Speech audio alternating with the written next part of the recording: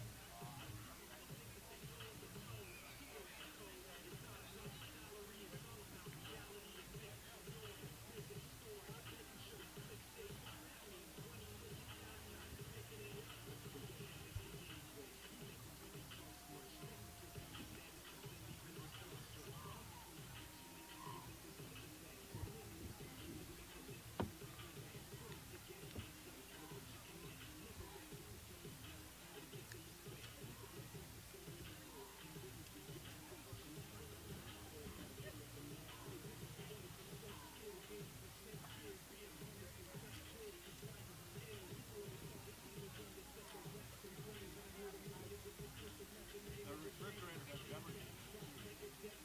Where you go?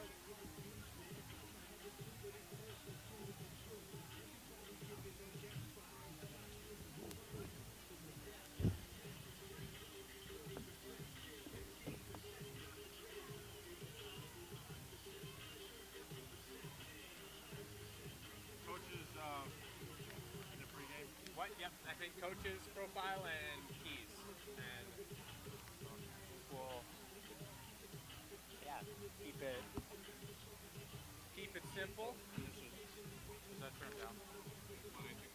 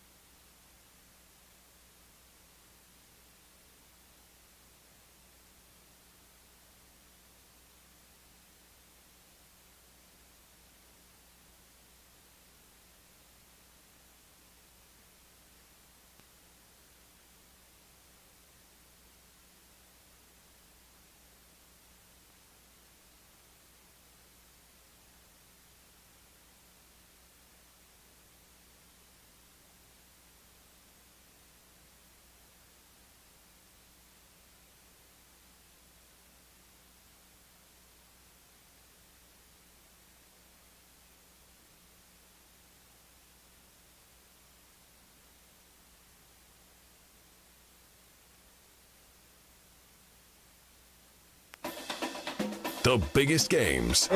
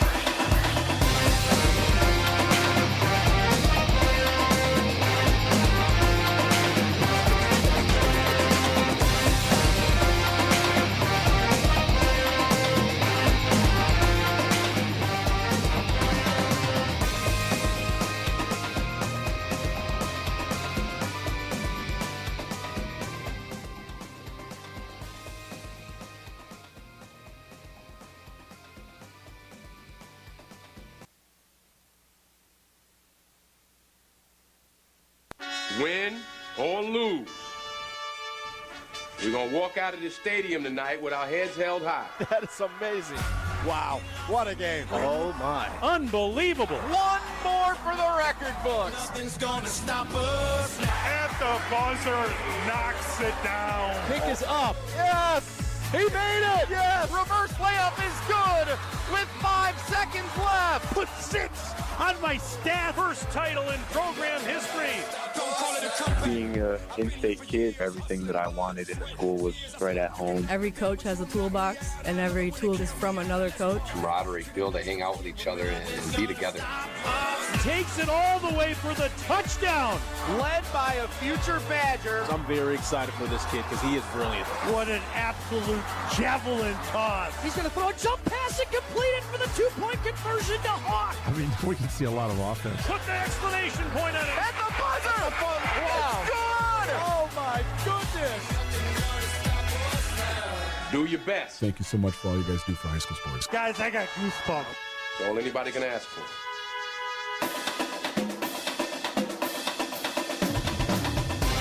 The biggest games, the most compelling stories, the area's best high school sports coverage. This is Zimbrick Honda's presentation of PrepMania on 100.5 ESPN, the ESPN app, and Wisconsin On Demand.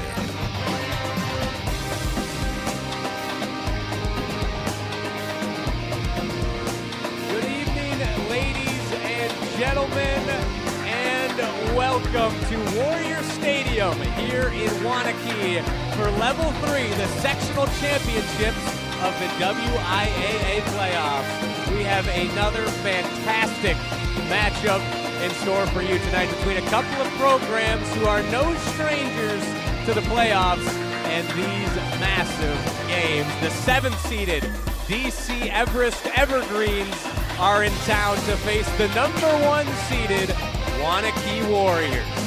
Hello again, everybody. My name is Riley Yauk here alongside the Dean of Area High School Sports, Dennis Semrau. And Dennis, we got a phenomenal one last week between Arrowhead and Verona. Here's to hoping for another one tonight. Yeah, we've got one team playing with a little chip on their shoulders. DC Everest was the Wisconsin Valley Conference champion after finishing third a year ago, and they get a 7 seed. And they had a 2.5-hour trip to Hudson. They had a 2.5-hour trip to Madison Memorial and just over a 2-hour trip to here. So they are the Road Warriors. Yeah, and they have not been playing like a 7 seed, Dennis. No, not at all. They aren't. At this time of year, all the teams are good, and you just played the hand that's dealt you. And you got the Waunakee Warriors.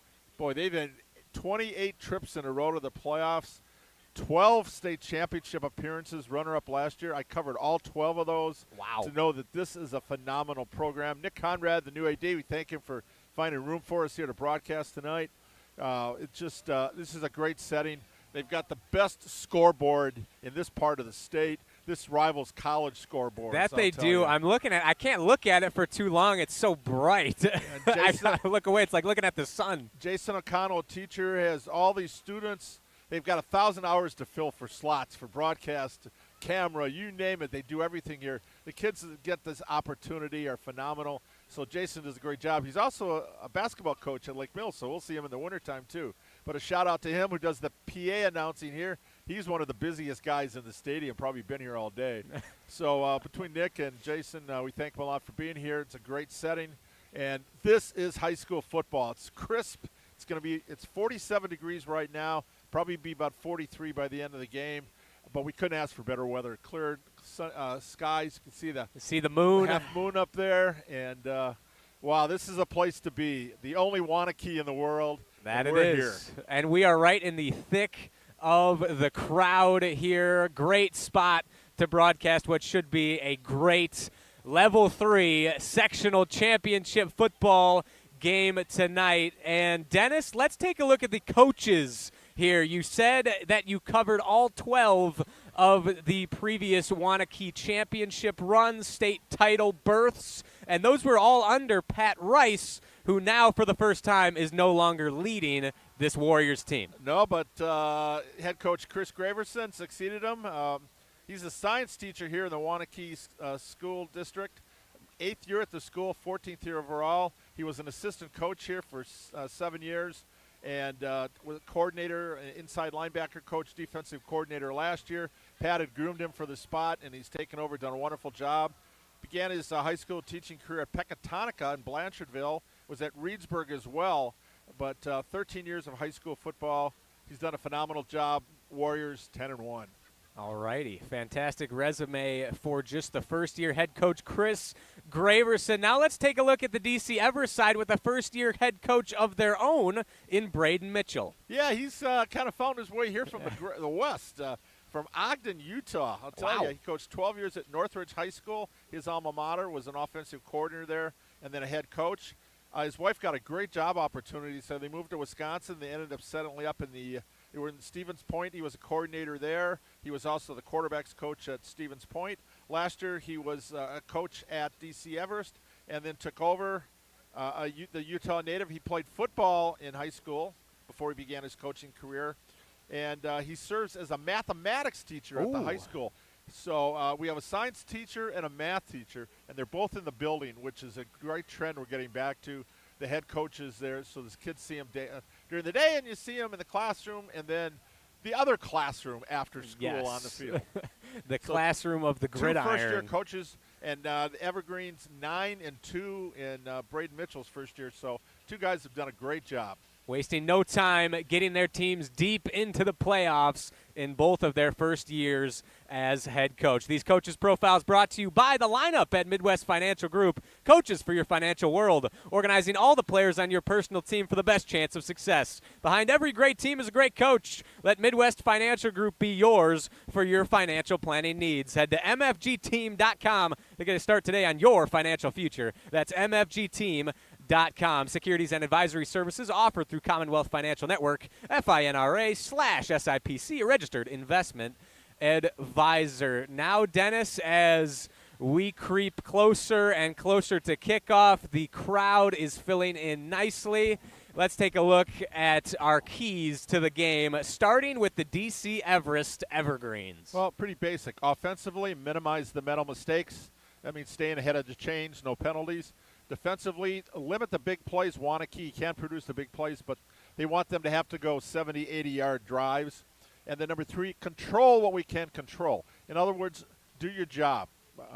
Don't try to do too much and compensate and then maybe get caught in a bad spot out in the field. And Waunakee is a team that can take advantage if you get a little lax. Now, speaking of the Warriors, what are their keys to victory tonight on their home soil? Well, after Blake Bankston ran for 303 yards, 4 touchdowns, and caught a touchdown pass, number 1, stop the run.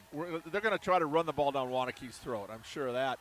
Number 2, take care of the football. You got to win that turnover battle. That's real important in the playoffs. So limit those mistakes. And then win the special teams battle. Waunakee's always known for being able to, 1, flipping the field on punts. Last week, they seemed to be able to pick up 10 yards on each punt, got into a punting battle, and they had 3 touchdowns where they started inside the Middleton 40-yard line. So those short fields, which gets back to, again, what DC Everest says, they don't want Waunakee to have those. So the punters could be a big factor again in this game. It's a cold night, and that special teams, a muff, a fumble, an interception, that can turn the tide. That could be all the difference. As Zimbrick Honda's presentation of PrepMania, of course, brought to you in part by Zimbrick Honda. As for over 50 years, Zimbrick Honda has provided the Madison area with quality Honda vehicles. Trusted staff of Zimbrick Honda's used car dealership will save you time and reduce your car buying stress by finding the vehicle that matches your style. If you're in the market for a new Honda or used Honda, visit Zimbrick Honda in Madison today or online at ZimbrickHonda.com. We are less than 2 minutes away from kickoff here at Warrior Stadium in Waunakee. We will step aside for a short break for the national anthem. When we return, toe will meet leather, and we will get rolling. You're watching Zimbrick Honda's presentation of PrepMania on the ESPN Madison YouTube channel.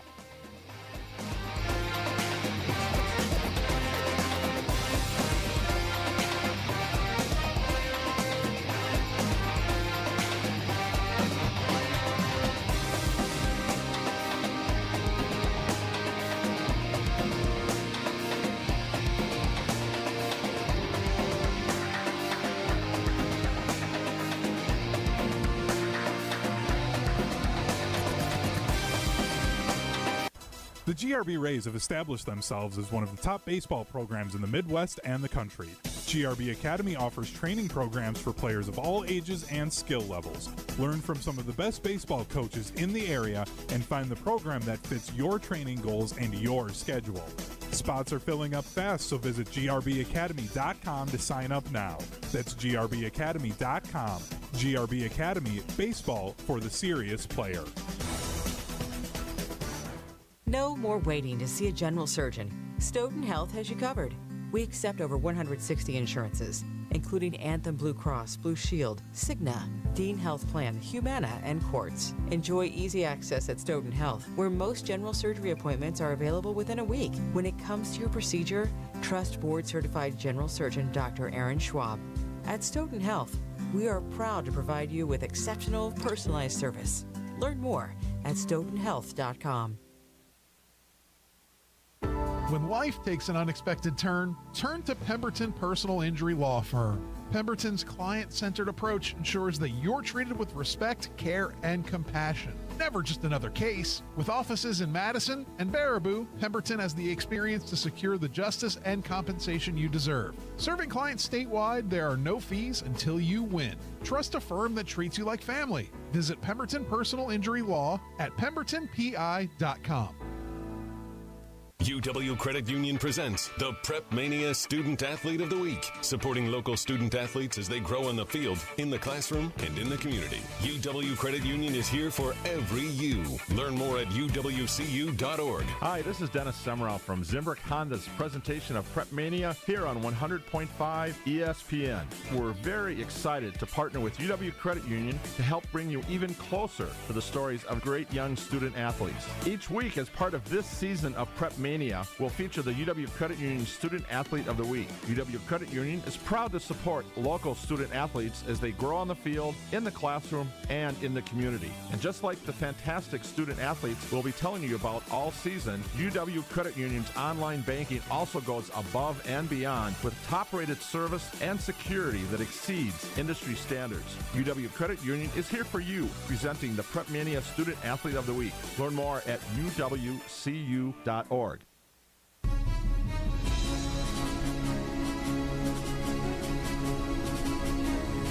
Welcome back to Zimbrick Honda's presentation of PrepMania. Riley Yaukin, the Dean of Area High School Sports, Dennis Semrau, here with you for Level 3, the sectional championships in the WIAA playoffs. Dennis, we just had some fireworks go off after the national anthem. It feels like the entire city of Waunakee is here. You can't ask for a better atmosphere than this. No, you can see up above the soccer field, baseball stadium, softball stadium in the background. This is a great complex here. Outstanding athletic complex. And they turfed the field. They've got a very good lacrosse team that gets to use this thing in the spring as well. And their track teams have always been good here. But number one is Waunakee football. The Hogs, they got the signs up, protect our house, go Hogs for the offensive linemen. Yeah, here they call the Hogs are the big studs. They're the stars. Mm-hmm. And they call the backs the Golden Boys, the GBs. All righty. Sounds good. Waunakee's going to get to receive, it looks like. As I would assume that DC Everest won the toss and deferred to the second half. Jake Stasiak on to boot it away for the DC Everest Evergreens as Waunakee appears prepared for a little trickeration early, waiting for Everest to break formation before they follow suit. And there we go. Stasiak, his patented straight drop. Swing of the right leg, and we are underway. A wobbly line drive kick, muffed at the 5-yard line. Coming back the other way is Waunakee at the 20, sheds a tackle, working his way towards the middle of the field, and dropped past the 25 at the 27-yard line. And that is where Vance Johnson and company will take over for this Waunakee offense. Yeah, Drangsveit there. Oh, a little muff, but he recovered in time. Gets some pretty good field position here out to the 20. Looks like the 26 officially. Not too shabby. And Dennis, when Waunakee is on offense, who do you look out for? Well, their big guy this year, an all-conference wide receiver again, Cade McKenzie, almost 900 yards receiving. Whoa! Hey, as we almost have a first play pick six. Tyler Mojewski almost took that one to the house. Oh, it's the last thing you want is the turnover. So this close, kind of surprised they went with the pass right away. This close to your goal line, but dangerous first play for this Warriors Johnson offense. has thrown 8 picks this year. He is prone to that as Skadden will take the handoff, and he has nowhere to go. Thor Fowler in on the stop for the trees, 3rd down and long, as this DC Everest defense with a little pep in their step here on this first possession of the evening. 11:30 to play here in quarter number 1. Johnson back to throw. Pressure coming, picked up. Rainbow's the right sideline, and a little too tall for his intended target, the big fella, Mac Johnson. And it's going to be an early 3 and out for the Warriors. Johnson, the tight end, with 17 catches, 3 touchdowns this season. He had a step. If it could have hooked, that could have been would have been a 73-yard touchdown pass play. But instead, Waunakee's got a punt. 4th down and 9 from their own 27-yard line. Brady Barman on to punt it away. He averages about 38 yards per punt as Skadden quickly checks back in to help with the punt coverage. Good snap, clean punt, and that one's a wobbly line drive fielded on a bounce. Here come the Evergreens. He got space and speed to burn past the 45, and there's a flag down. It's coming back, but still a very solid return. That was Nevin Poppy, who almost set up the Evergreens inside the 25. However, the flag in the vicinity of holding or blocking the back, and more than likely they will be moving in reverse. Still, though, Dennis, it seems like the Evergreens just have a little bit of extra juice here early. Yeah, they had a long road trip to get down here, but they made it plenty of time a couple hours beforehand to get their legs rolling to go. And, again, they've been the road warriors all along with their 3rd straight road game. They're used to it. That's just another long bonding trip. Yeah. The last 2 going home, 2.5 hours for both Hudson and Memorial, were nice ones. Warriors would like to make it a long trip home tonight. A long, disappointing trip home indeed is the goal of the Warriors in their purple home uniforms with the white pants, purple and silver trim to go along with the purple helmets with the silver numbers. As the Evergreen offense trots onto the field, Logan George, the quarterback, Blake Bangston is the running back. Play action, flips it out to the tight end, and nothing doing on the Evergreens' first play, tracked down by number 25, Chuck Farrell. Yeah, pass complete from George to Cole O'Brien. Came in with 35 catches and 5 touchdowns. They're going to have a somewhat of a 2 tight end offense. O'Brien and Cademan Anderson. He caught a touchdown pass last week in their win over Memorial. And this Evergreen offense was ruthlessly efficient last week against Madison Memorial. Sliced and diced that Spartan defense as Bankston shifts over to the right. Going to be a delayed handoff, and he is spinning forward, trying to push the pile, but right into the teeth of that Warrior defense. The big fella Jackson Lenzendorf clapping his hands. Pickup of maybe 1. 3rd down and 8 upcoming from their own 41-yard line. Bankston came in averaging 7.3 yards a rush. 27 touchdowns on the season, 4 last year with 303 yards. So, but it took a little bit before he got the ball, and then he ends up losing a yard on his first carry. Let's see if the Waunakee defense can get a stop. Student section coming to life here. Bankston moves to the left of George. Going to be a play fake, rolling out to his right. Fires towards that sideline, and too high for his intended target. That was Cohen Preby. And these two offenses trade 3 and outs to start us off this evening. Yeah, both quarterbacks maybe a little pumped up with the adrenaline. Mm-hmm. You saw that one kind of sailed.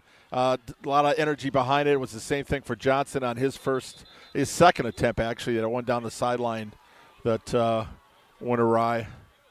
And it appears that the Evergreen offense will remain on the field. Referees briefly stop play. 4th and 8 from their own 41-yard line. George looking to the sideline. 9:38 left to play here in quarter number 1. Waunakee crowd gets to his feet. George once again looks towards the sideline. And he'll take the snap. Going to be a little pooch punt. High end-over-end kick. Takes a bounce at the 30-yard line sideways and will roll out there. Not too bad of starting field position on their second possession for this Waunakee offense. Trading punts while Waunakee picked up 4 yards from where they started on the 27. Actually, 5. They started on the 26. So that Coach Graverson wouldn't mind getting a battle of punts. He figures their punter is going to give them 5-10 extra yards. And so far, so good for winning that special teams battle as the Warriors offense heads out for their second possession of the evening. Man in motion. Going to be a give to Skadden. He's probing that right side, trying to follow his blockers, but strung out nicely by the Evergreen defense. Brennan Peterson, the star of that DC Everest defense, ultimately pushes Skadden out of bounds. Second down and 7, after a pickup of 3. Waunakee quickly to the line. Johnson going to be another give to Skadden. Got a little hole up the middle, but pushed back quickly. Pickup of maybe 2, as it's going to be 3rd down and a long 4 for the Warriors. Yeah, Peterson leads on the tackles. Keep it on Carson Kemp, number 17. He's kind of a rover. He'll play some safety, outside linebacker. They're going to move him all around on the defense. Johnson on the keeper, looking to find a hole, sheds a tackle. He's got the first down and a little bit more. Out of bounds, past the 40-yard line. As Waunakee gets the first down of the evening. Vance Johnson with the scramble. He's a threat to run, Dennis. Over 300 rushing yards on the season with a couple of rushing touchdowns to boot. Yeah, he's not what you call the true duel that's looking to run, but when they create space, he finds it. As we just did on that one, pick up a nice chunk. Give to Skadden, and he has really nowhere to go. Quickly snuffed out by the big hog mollies up front for Everest. James DeBoer in Leighton dress there to make the hit. Pickup of 2, and Waunakee moves fast. Already back to the line. Johnson play fake. Looking to his left. Got his man. Sliding catch into Evergreen territory. 3rd down and short upcoming for Waunakee. Yeah, that was complete to Bacon, Devontae Bacon. He had a big game when we saw the Monona Grove game earlier in the season. Came in averaging almost 12 yards a catch. And ended up picking up it's like 7 on that one. From the 44-yard line of DC Everest, Skadden in motion. Going to be a little screen pass to Drangstveit, and he is close to the first down, but doesn't quite get there. 4th down and 1. Thor Fowler makes the hit and prevents the first down. 7 minutes left to go here in quarter number 1, and we have reached our first critical juncture as Nevin Poppy tries to rally the DC Everest crowd. I'll try to draw him off sides here. Referee with his hand in the air as he starts to count off. Play clock dwindling for Waunakee, and they will take their first timeout of the half. If you're Coach Graverson here, Dennis, what do? Do you be aggressive, trust your offense to get the yard, or play field position? Well, they love the field position. You know, their punter, they can pin him inside the 10-yard line. But this is a statement game with the offensive line. Now, a couple of things. Waunakee has lost a couple of offensive linemen this year to injuries. But one of them, Will Phoebus, who's an all-conference at left tackle, he's got an ACL injury, but he's braced up, and he was going to give it a go tonight to see what can happen there. But they've had 3 different centers this year, so we might have some issues on some snaps to Johnson as well. There's just not been a lot of continuity there because of injuries. Tonight, Chuck Heidemann, a sophomore, starting in that spot, so a lot of pressure on Chuck. But he's had about 4 or 5 games working with Vance now, so hopefully they'll be on sync. One of the press box guys was telling me some of those snaps you don't know, like they're right, left, and up and down. Yeah, you got to have consistency there, so we'll see how that goes So tonight. far, so good. 4th down and 1 for Waunakee, and speak of the devil, bad snap, and Johnson is swallowed up in the backfield. Yep. The announcer's jinx right on cue, and Waunakee turns it over on downs. Carson Kempf and Jake Ruther in the backfield to bring Johnson to the turf, and exactly what you were looking to avoid if you were the Warriors. Did not work out well for the Warriors there. They end up losing 6 yards on the play. And worse, now they give the ball to DC Everest on their own 48, so a shorter field.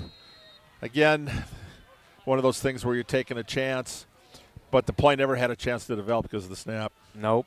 As George now in the gun. Going to be a give to Bankston off the right side, and he is greeted promptly by a brick wall of Waunakee defenders. Pickup of 1, and it seems like stopping Bankston is the top priority for this Warriors defense. Yeah, you got to the strength for Waunakee's defense has been their front 7 all year. We had Ryan Bussin, who was one of our UW Credit Union Student Athletes of the Week earlier this year. Jackson Lenzendorf and McCoy Smith have been good. Unfortunately, Luke Hansen is out with an elbow injury, so Luke Kanak is in there.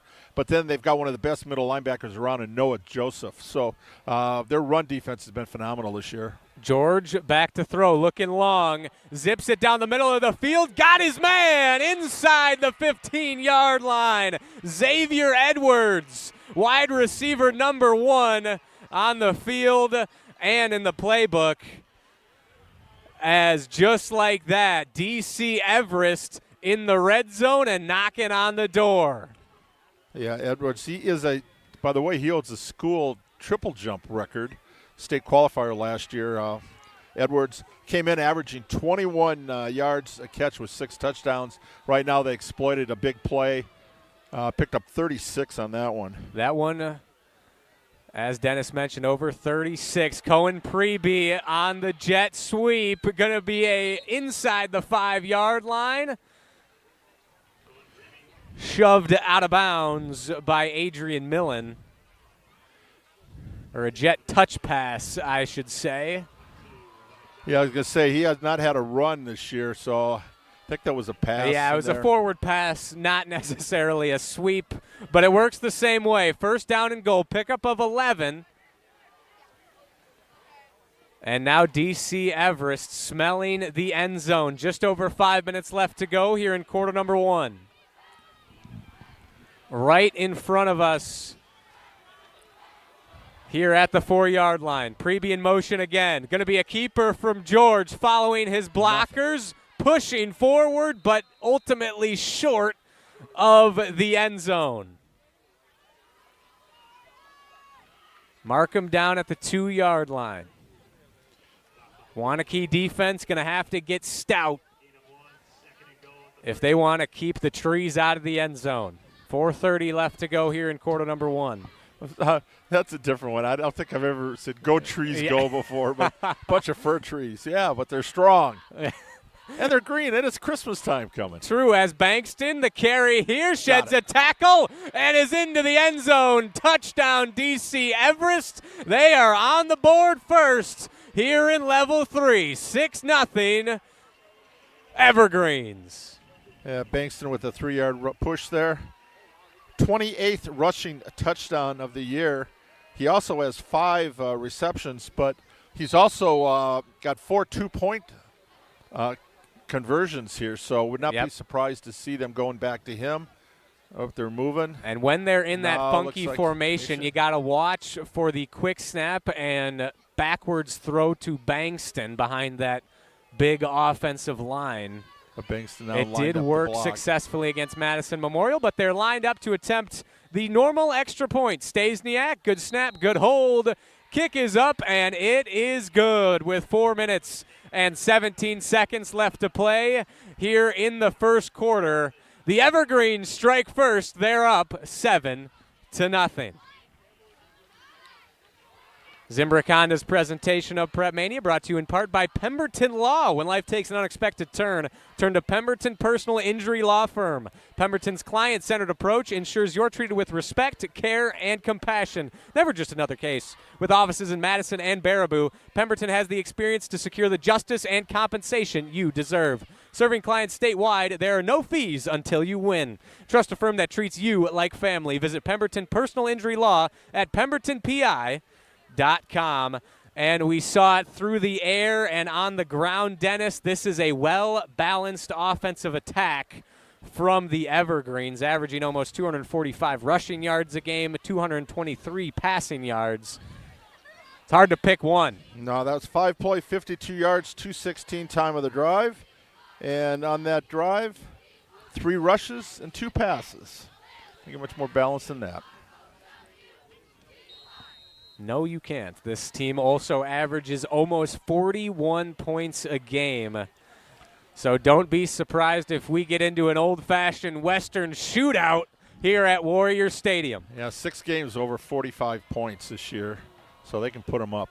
Stasniak, high end-over-end kick, received at the 5-yard line. Here comes Skadden, lowers the shoulder, trying to lunge ahead, and is piled up at the 27-yard line of Waunakee, and that is where Johnson and company will set up shop, looking to even this baby up. 22-yard return there.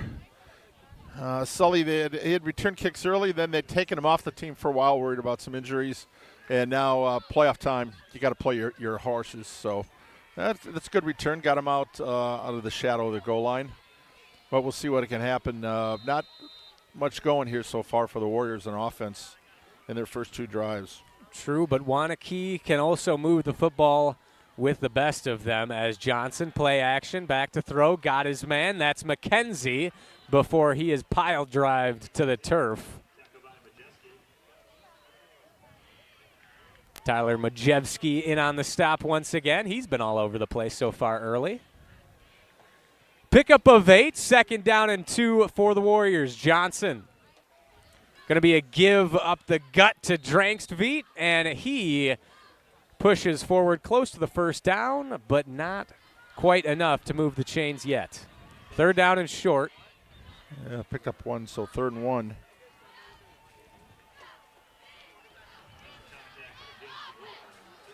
Johnson in the gun, Drangstveit to his right. Going to be a give to him once again, and he is stopped, but not before he picks up a couple, enough to move the sticks.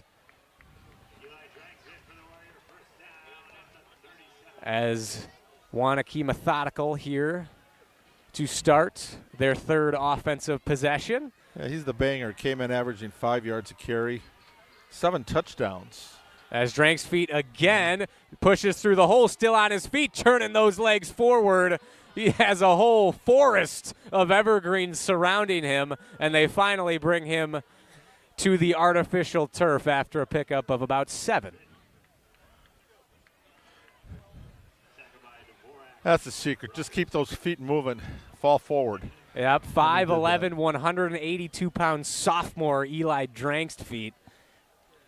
No cakewalk for any defense to bring down.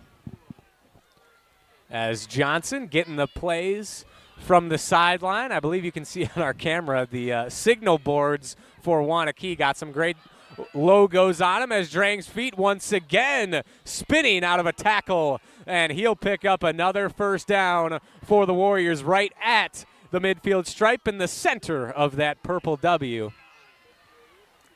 And here comes Waunakee. Johnson to the line quickly. High snap. Give to Drangstveit again. Almost tripped up in the backfield and picks his way almost back to the line of scrimmage. He is going to lose half a yard. 2nd down and 11. And I guess force him to stop it before you change things up. Minute 50 left to go. Here in quarter number 1. 5 straight carries for Drangstveit on there. Johnson, play fake, looking long, wings it over the middle, almost has his man looking for Devontae Bacon. He had a few steps on him. If that hits him in stride, it's a house call for the Warriors. Instead, it falls incomplete. And 3rd down and 12 upcoming for the Warriors. Yeah, that was nice post pattern. And safety late getting over there. He was wide open down the line. But again, Johnson has been long on his deep passes. One down the sideline and now one on the post. Just not quite calibrated yet. Man in motion, that's Sawicki. Johnson under pressure, escapes the first man, but not the second. Oscar Layton-Dress with the sack, and Waunakee going to have to punt it away.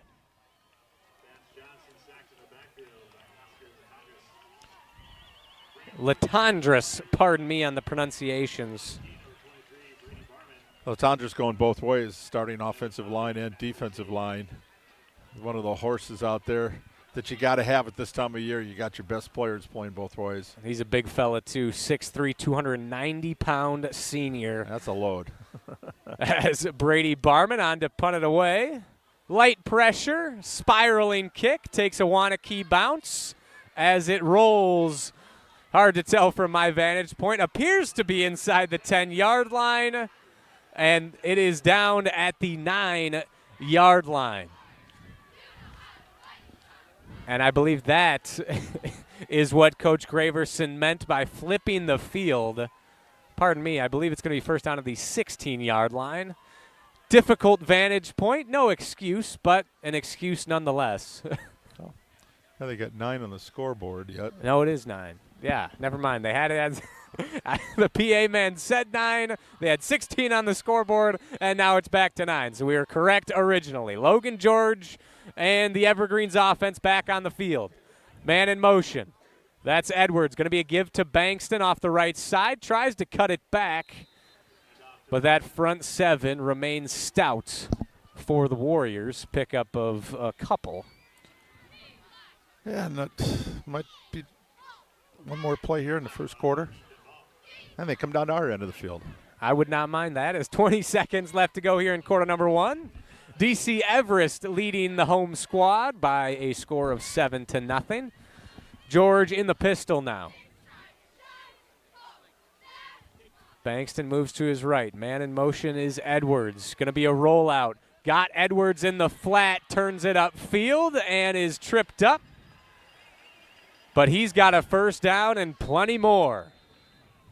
And that's the end of the quarter. And that is where we will pick up. The teams will flip sides. They will be much closer to us and a much easier vantage point. Hopefully, as we said before the game, Dennis, the teams just decide to play on our side of the field. Yeah. Would not complain. No. As we have reached the end of quarter number 1, just want to remind you that Zimbrick Honda's presentation of PrepMania brought to you in part by Stoughton Health. Stoughton Health provides trusted care close to home. They're proud to support all of the area's student-athletes and wish them all the best this season. From rehab to ortho care, Stoughton Health provides comfort and convenience locally. Visit stoughtonhealth.com to learn more. And Dennis, DC Everest leading the Waunakee Warriors by a score of 7-0 as we approach quarter number 2. If you're Coach Graverson, what are you telling your guys on the sideline right now? Let's just keep plugging away. That defensive front has been strong. They've gotten beat on a couple of pass plays here. Yeah, that last one was good for 17 yards. That got them out of the shadow of the end zone, which is exactly what the Evergreens wanted. But now you want to keep the ball. You want to hold them down to 3. You want 3 and outs. And just no big plays here. But Bankston, we haven't seen him do too much so far. That front 4 has been really tough on him. It's really been the one big play to Xavier Edwards as both tight ends, O'Brien and Anderson, in motion to the right of the formation. Going to be a give to Bankston off that right side. Bounces off a blocker and is shut down in the backfield. Wyatt Johnson there to make the stop for the Warriors. Moving backwards are the trees. 2nd down and 12 forthcoming for DC Everest. Bankston's a guy you game plan for. So I talked to Coach Graverson earlier today. He said, we got everything in place, everything we want to do. Now we just got to go out and execute.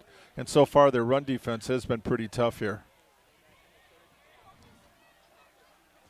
So tackle for loss on that one. George in the gun, takes the snap, play action, looking left, got his man. That's Pregame, sheds a tackle, got the first down and more. Up near the 40-yard line goes Pregame, and the Evergreens move the chains. Ethan Volk there to force him out of bounds. From their own 39-yard line is DC Everest. Yeah, they've been able to make their big pass plays. 14 yards, 17 yards, and we saw a 36 one earlier. It's the one thing they're trying to expose the cornerbacks, I think, a little bit here. They're getting out in space. George back to pass. Pressure coming from behind, and he is taken down. McCoy Smith, the two-time first-team all-conference linebacker, or defensive tackle, pardon me, for the Warriors. And he looks jacked up right now. Loss of 6 on the play. And the Evergreens well behind the chains. Yeah, there's a reason he's the defensive player of the year in the Badger Large Conference. He showed it right there. Good motor, just ran the quarterback down. Big loss of 16 on that play. His 8th sack of the season. He also has a defensive touchdown on his ledger as the Evergreens, with under 10 minutes left to go here in the first half. George back to throw, pressure coming from behind, finds his man up near the first down marker, fights forward. Going to be short by maybe 4. Picked up that's a good chunk play there on 2nd and long. Mm-hmm. Couldn't tell if that was Bankston or Pregame on the reception. I think that was Pregame. But regardless, now a much more manageable 3rd down and 6 for DC Everest. As this Waunakee student section, haven't heard too much from them since that first drive. They're back on their feet. George all alone in the gun. Pregame in motion to the right of the formation, takes the snap, rolling out that way. He's looking for him. Goes back across to his left. He's got O'Brien well into Warriors territory. And a beautiful play design from Braden Mitchell and this DC Everest offense. Yeah, they're just shredding the Waunakee pass defense right now. He's able to find alternate receivers. He's been able to get the ball to his tight end. And again, the tight end, Cole O'Brien. He is also a baseball player. Looked it up. He's got an 88-mile-per-hour fastball. Yeah, he's one of the top ones plays for GRB. Proud partner. You bet. We'll talk about them later, as George now will go under center for the first time this evening. 8.5 minutes left to play here in the first half. Going to be a give to Bankston off the left side. Bounces off the first defender, and there he goes. Say goodbye, Blake Bankston into the end zone. Touchdown, Evergreens. And they extend their lead 13-0 here in quarter number 2.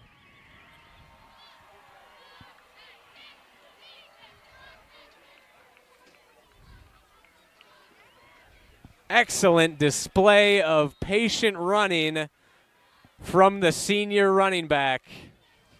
He got more yards on that carry than he had on the whole first quarter coming in on a slew of carries.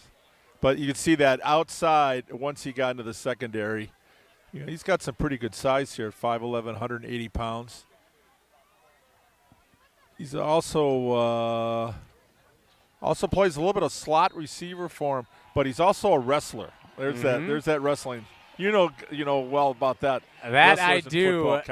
As Jake Stasiak tacks on the extra point, and with 8 minutes and 19 seconds left to play here in quarter number 2, the Evergreens up 14-0 over Waunakee.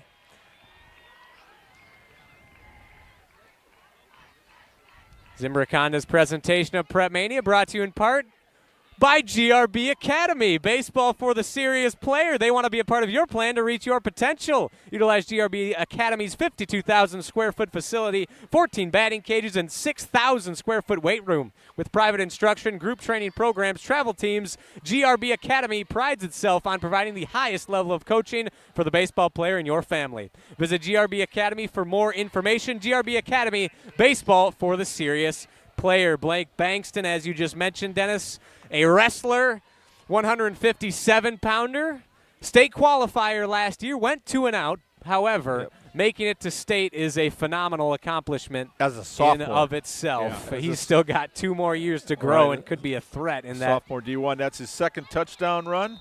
Bankston's 36-yarder. That was an 8-play, 91-yard drive, 4:25 off the clock. So they went short field, long field.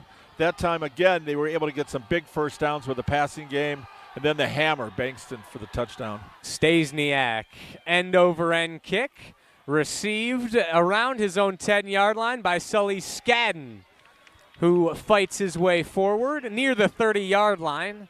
Seems to be a magnet near that 27-yard line, as once again, that is where the Warriors will set up shop. Waunakee's third kickoff return of the game. They're not used to having that many in the first half. There's games they don't get that in the full game. Nope. 5 shutouts coming in this year. No, they are not, as this Waunakee student section and during the taunts from the DC Everest side of the field. And let's see how the Warriors respond. They've been punched in the mouth here early. Give to Skadden. Works back to the right side. Pickup of a couple. Best field position starting out here at the 31.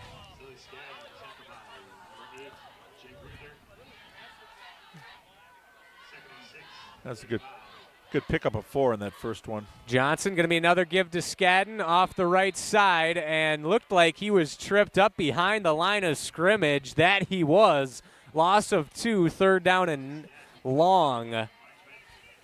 Now for the Warriors. And as you said, Dennis, only 1 loss on the year for this Waunakee team to Madison Memorial. They have crushed the rest of their competition. Now struggling. Johnson over the middle, looking for his man. That's Caden McKenzie. When in doubt, go to your safety valve. He makes the reception into Everest territory. And just as it seems like the Warriors starting to flounder, they answer in a big way. Moving quickly, Johnson. Back to pass. Looking long. Rainbow's the left sideline. Bacon's got a step, and once again, overthrown by quarterback Vance Johnson. Just can't quite dial in that deep ball yet. Nope, he hasn't. The guy they're looking for, McKenzie, too, he came in averaging 18 yards a catch, 12 touchdowns. Leads the team in touchdown catches, yards. He was 136 yards shy of 1,000 coming in. So it was good to see him get open. That was a 22-yard pass play. Get him free in space. 2nd down and 10 play action. Look There at he the is. right side. He's got McKenzie again. Makes a man miss. Puts 2 men on skates. Tries to make a third up to the 31-yard line. Pickup of 14 on the play. Caden McKenzie is an athlete, ladies and gents. You ought to see him on a basketball court. Yeah, this is where the physicality of football really helps him. A returning all-conference player. He'll be one of the guys they'll build around for the Badger Conference large title in hoops this winter. 6'3", 182 pounds. Give to Skadden off the right side. Bounces it out. He's got speed to burn, folks. At the 10 to the 5. High stepping into the end zone. Touchdown, Waunakee. Just like that, right back in the ball game. 30 yards on the carry there. Speed to burn once he got in the secondary, and also a little bit of physical toughness. Broke a couple of tackles en route. We have got a ball game, folks. Sully Skadden gets the Warriors on the board, and just like that, it is 14-6.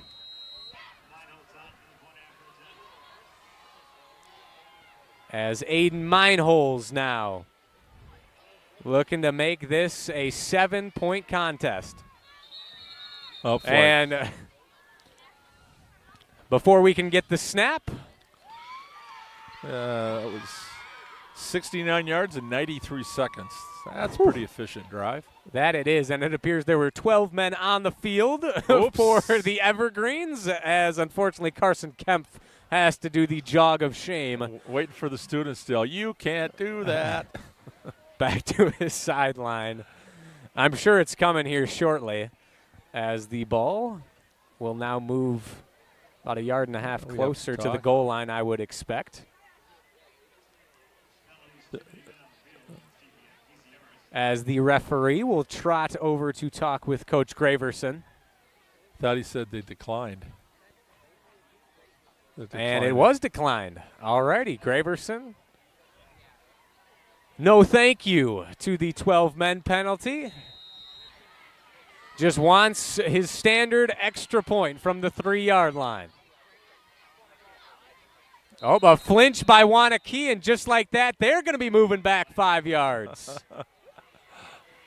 Just going to say that this has been a very good game. No penalties in the first quarter, and we're halfway through the second quarter. Now we got back-to-back. It had been very clean up until this most recent touchdown, resulting in a 12 men on the field penalty and a false start on the extra point. We had a perfect vantage point right to watch in front of us, yeah. The little jump and flinch. Doesn't get better than that. From the Waunakee O-line. 5 yards back now. Mine holds. Good snap. Good hold. Kick is up. It's wobbly, but it is good.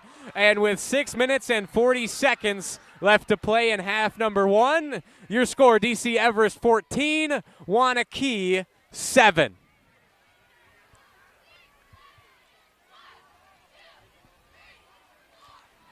And, Dennis, I think it's safe to say now we got a ball game on our hands. There we go. Just get a little nervous there for a bit, but Waunakee, as you said, got punched in the mouth, came back, and they responded. That they did last week. Maybe we'll refrain from the boxing analogies. We went a little heavy-handed last week with Arrowhead and Verona. Well, that was a dogfight, yeah. Though a defensive struggle. If you missed it, feel free to go back and check out Arrowhead versus Verona, level 2 of the WIAA playoffs on the ESPN Madison YouTube channel. Myself, Riley Yauk, and Dennis Semrau had the call for that one as well. 22-21 slobber knocker. Had everything you could ask for. Special teams, defensive touchdowns, turnovers, and the like. It was a fantastic game. Yeah, the Verona fans never sat down the whole fourth quarter, standing in front of us. So they were on the edge of their seats. That drive, 6 plays, 69 yards, 133, 30-yard touchdown run for Skadden. So we've had dueling runs back and forth on long plays, a 36 and a 30. We'll see now if Waunakee can keep DC Everest on this side of the field. But they got to shore up their pass defense. I'm sure they've got to make some adjustments at halftime because anytime DC Everest has needed a first down or a big play, they've been able to complete it. Ryan Lutz on to boot it away. Oops. Caught at the 5-yard line. Here comes Preby. Past the 25. He's got a little space up near the 40-yard line, and it appears to be coming back as 2 penalty flags fly. And it looks like Preby may have lost the football there at the end, but recovered by the Evergreens. No harm, no foul. Nevin Poppy, Johnny on the spot. I did forget there was a flag on a punt return for DC Everest earlier. They had one in the first quarter. Yes, there was for a hold. Yeah, the game was playing really well smoothly until the back-to-backers, but didn't affect it. Oh, blocking the back against Waunakee on this one. And they will trot them back well into their own territory now. Was going to be great starting field position up near their own 45. Okay, ball security now becomes very important with this opportunistic team. DC Everest able to score at will during the regular season. They'd love to get a short field here. This DC Everest team, as we were talking about the Waunakee offense, they hadn't been used to playing from behind. This DC Everest squad, they're no stranger to a shootout, as their defense gives up about 26 points a game to match the offense's output of 40. Yeah, they had a 36-22 game with the Clare Memorial. Last week, 45-24 with Madison Memorial. As George got his man, that's Edwards straining forward for a first down, and he's got it up to the 35-yard line. Once again. Aiden Meinholz in on the stop. 6:20 left to go here in this first half. DC Everest seemingly has found their groove on the offensive side of the ball. Bankston motions to the right. Going to be a give to him off the left side. Finds a crease, but it is shut down quickly. Pickup of 4 on first down.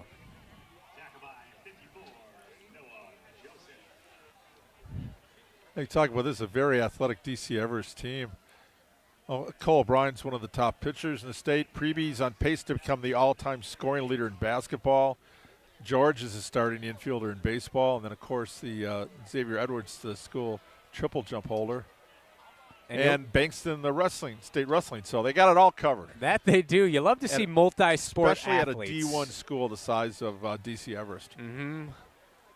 Well, it seems to be going out of style as Bankston the carry, but he is brought down in the backfield. 92. Phenomenal penetration from Ryan Bussin. Yes. As he shot through like a cannon. No gain on the play, 3rd down and 7. Former Student Athlete of the Week, 2-time All-Conference defensive end / edge player. And right there, got in the backfield, smelled that one out, read his keys.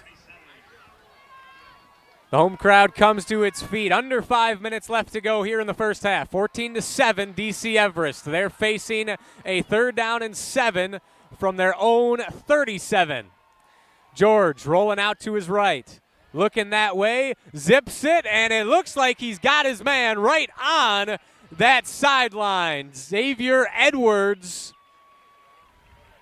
the go-to man so far this evening for Logan George. Yeah, first down and 10, Evergreens. They were really worried about Edwards' big play capability, and you can see that right now. I mean, they need a big one. He's come up time and again here so far in the first half. Just always seems to be open. Yep.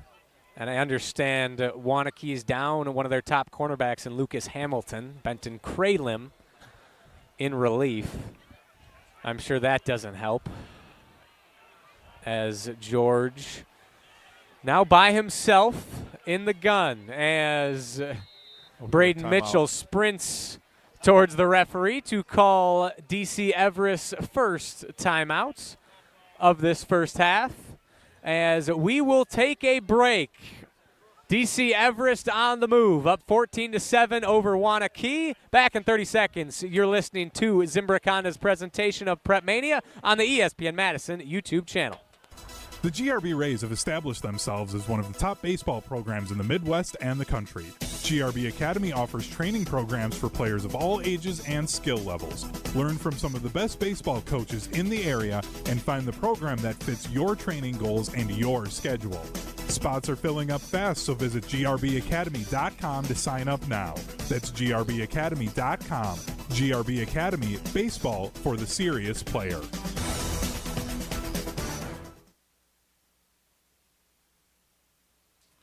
Welcome back to Zimbrick Honda's presentation of PrepMania on the ESPN Madison YouTube channel. Sectional championships here at Warriors Stadium between the number 1 seeded Waunakee Warriors and the 7th seeded, the criminally underseeded DC Everest Evergreens, who lead 14-7. Toss left to Bankston. He's got the edge, cuts it back. Noah Joseph there to hammer him down as a flag comes screaming in from the back judge. We'll see what the laundry's about, but that was a heck of a toss from the back judge, and it appears to be a block in the back on the Evergreens. A massive penalty to set them behind the chains. As Dennis, you mentioned during the break, the Evergreens get the ball to start the second half. If they can go up 21-7 with the ball, not ideal if you're a Warriors fan. No, they can put this get a big lead there in that second half. So this is probably the defensive stand Waunakee needs. So to get that penalty, so yeah, they marked it. It was the 3-yard gain on the play, but a 10-yard penalty. So first down and 20, or make that 17. Spot foul from their own 40-yard line, under center. Play action. George looking out to his right, fires and too short skips it in front of his intended target, Cole O'Brien.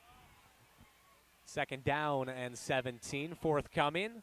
And Dennis. That was the worst pass he's thrown. That was open right there, and another chunk play for the Evergreens.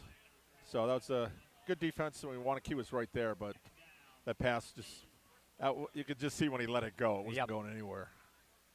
And DC Everest faced a similar situation last week in Level 2 against Madison Memorial. They were up 17-10 right before half, and they quickly marched down the field to go up 24-10 before they got the ball to start the second half. Waunakee hoping to avoid a similar fate. George, play action, rolling out to his right, coming back regardless, looking for Xavier Edwards, who may have made a fantastic catch on the sideline. I can't see the signal. He was ruled incomplete.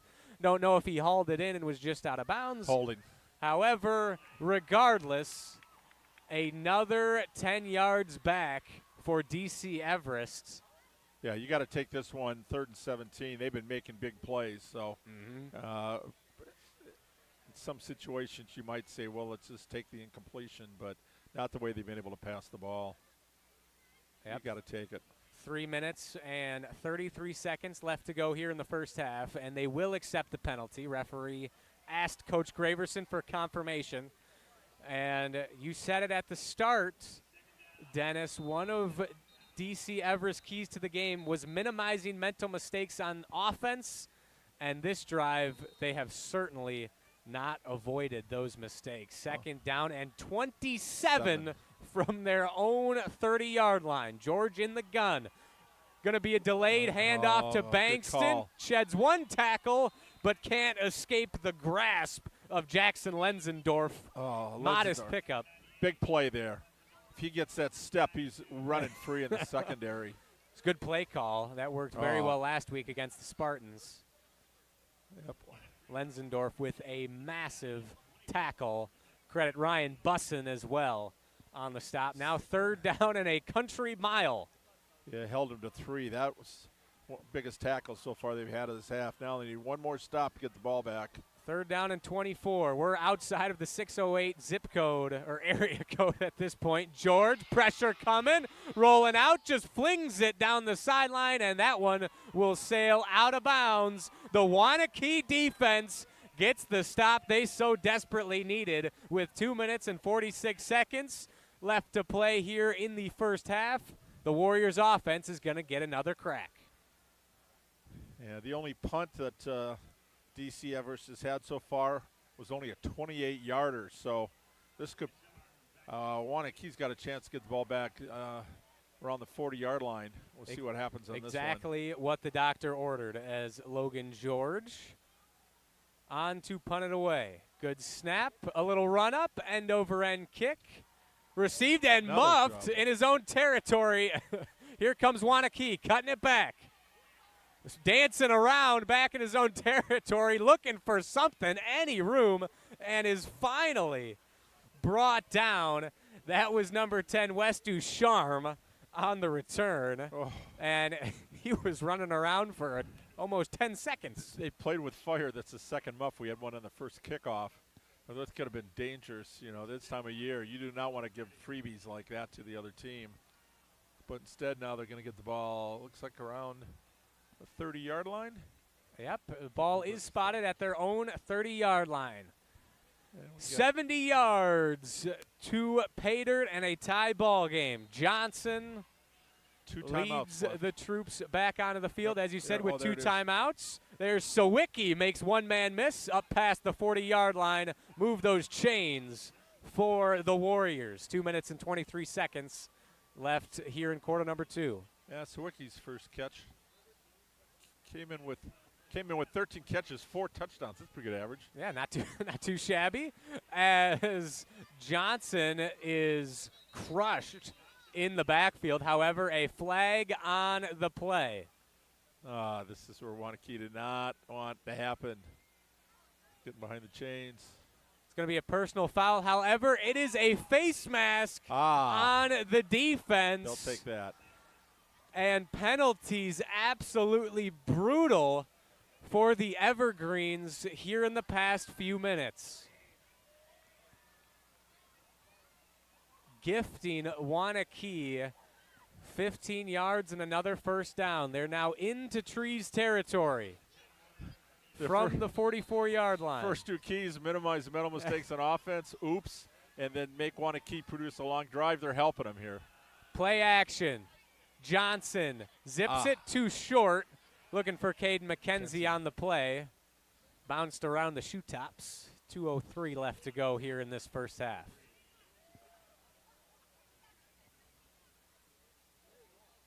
These quarterbacks almost mirror images of each other. Both the number 12. Both were overshooting their intended targets early, now have undershot their receivers, as it's going to be a QB keeper here. Johnson, stiff arms.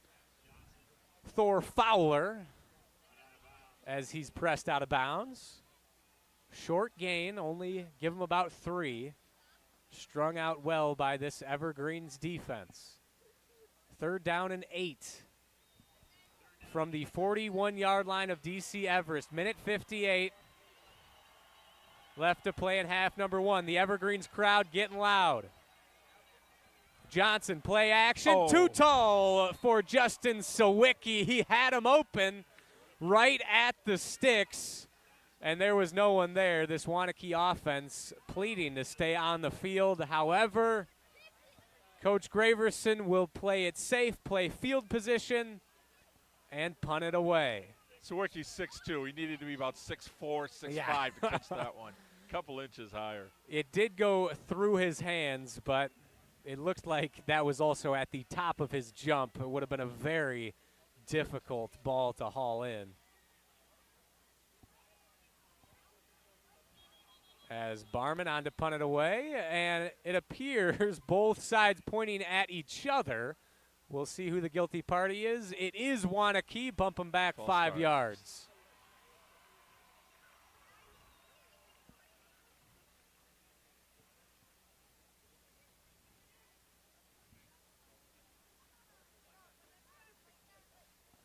Nevin Poppy back deep to receive this punt.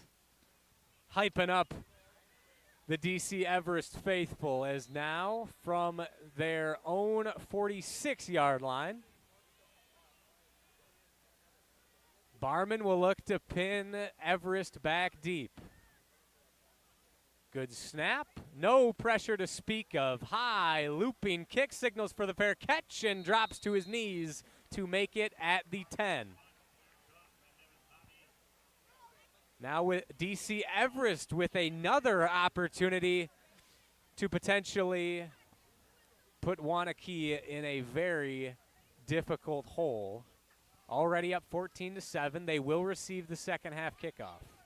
Yeah, Waunakee got the ball. Only 40 seconds came off the clock. We got 1:49 left. Plenty of time to go 90 yards here. Big plays. Seen several drive this year. 3 plays, 70 and 20 seconds. And, you know, somebody slips, or you get Bankston open in that secondary. Yeah, the Evergreens no strangers to the big play. Bankston to the right of George. Back to pass. He's got Edwards inside the 20. Sheds a tackle. 25-30. He's turning on the Jets down that sideline and finally knocked down into Waunakee territory.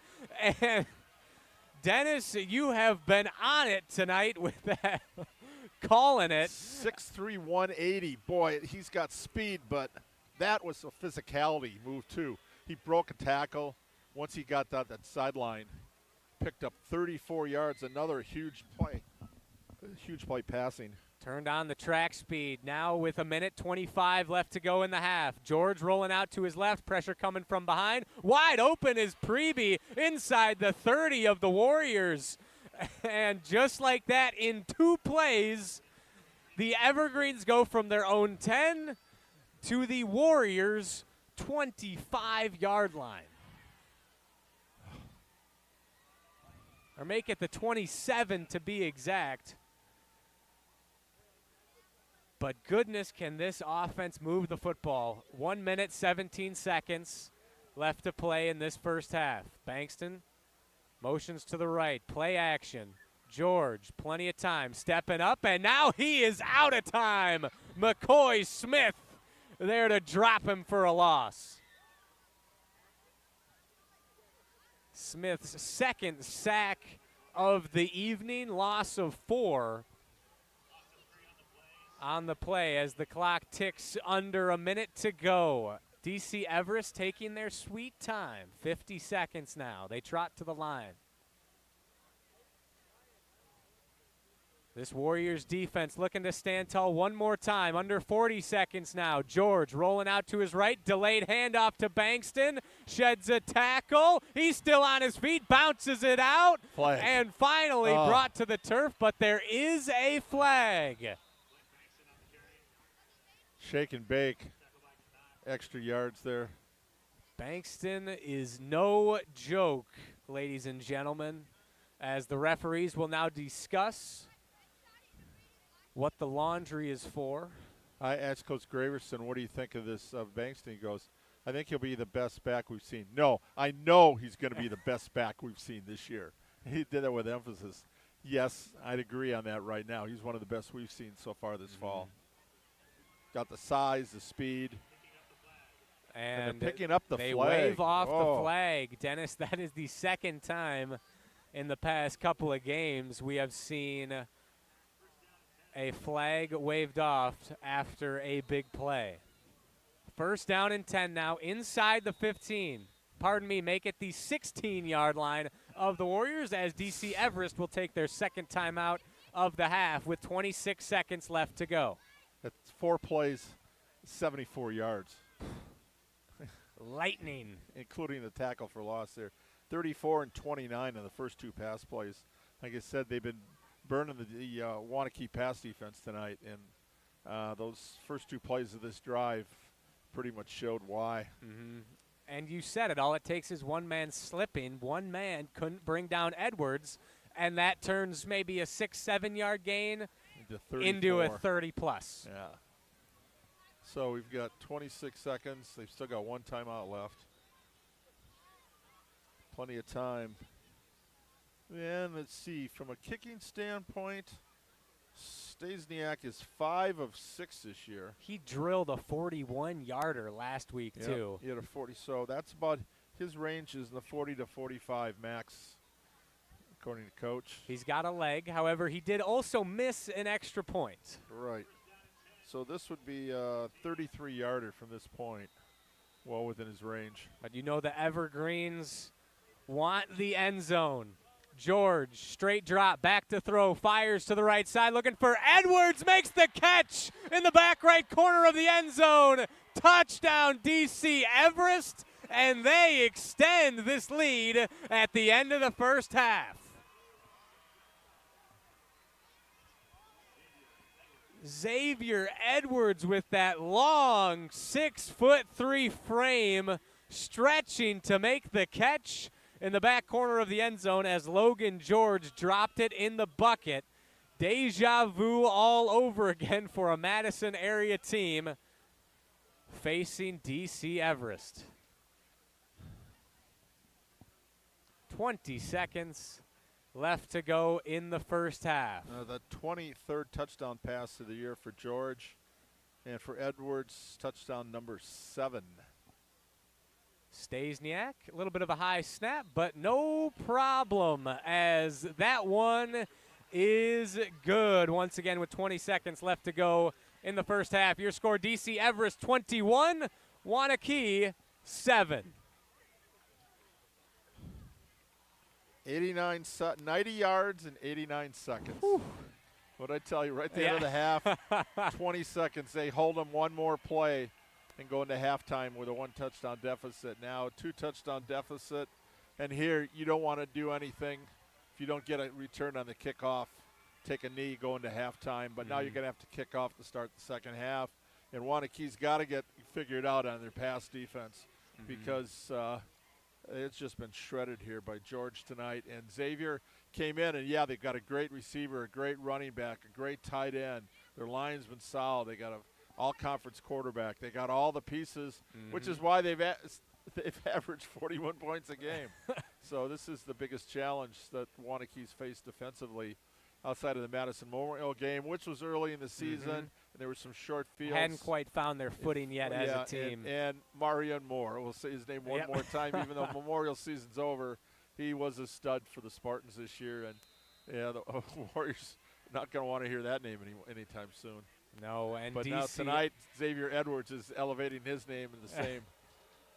That he is, and DC Everest looking to add another pelt to their wall as a looping end-over-end kick caught by Skadden. As he makes a man miss, make that Dranged, Veet. Okay, now you got it out far enough. You want to throw up a Hail Mary? You got 15 seconds, probably a couple of plays here, maybe a sideline and a Hail Mary. There's still a chance for the Warriors. Let's see now what kind of tricks you got in your playbook here, Yep. Coach.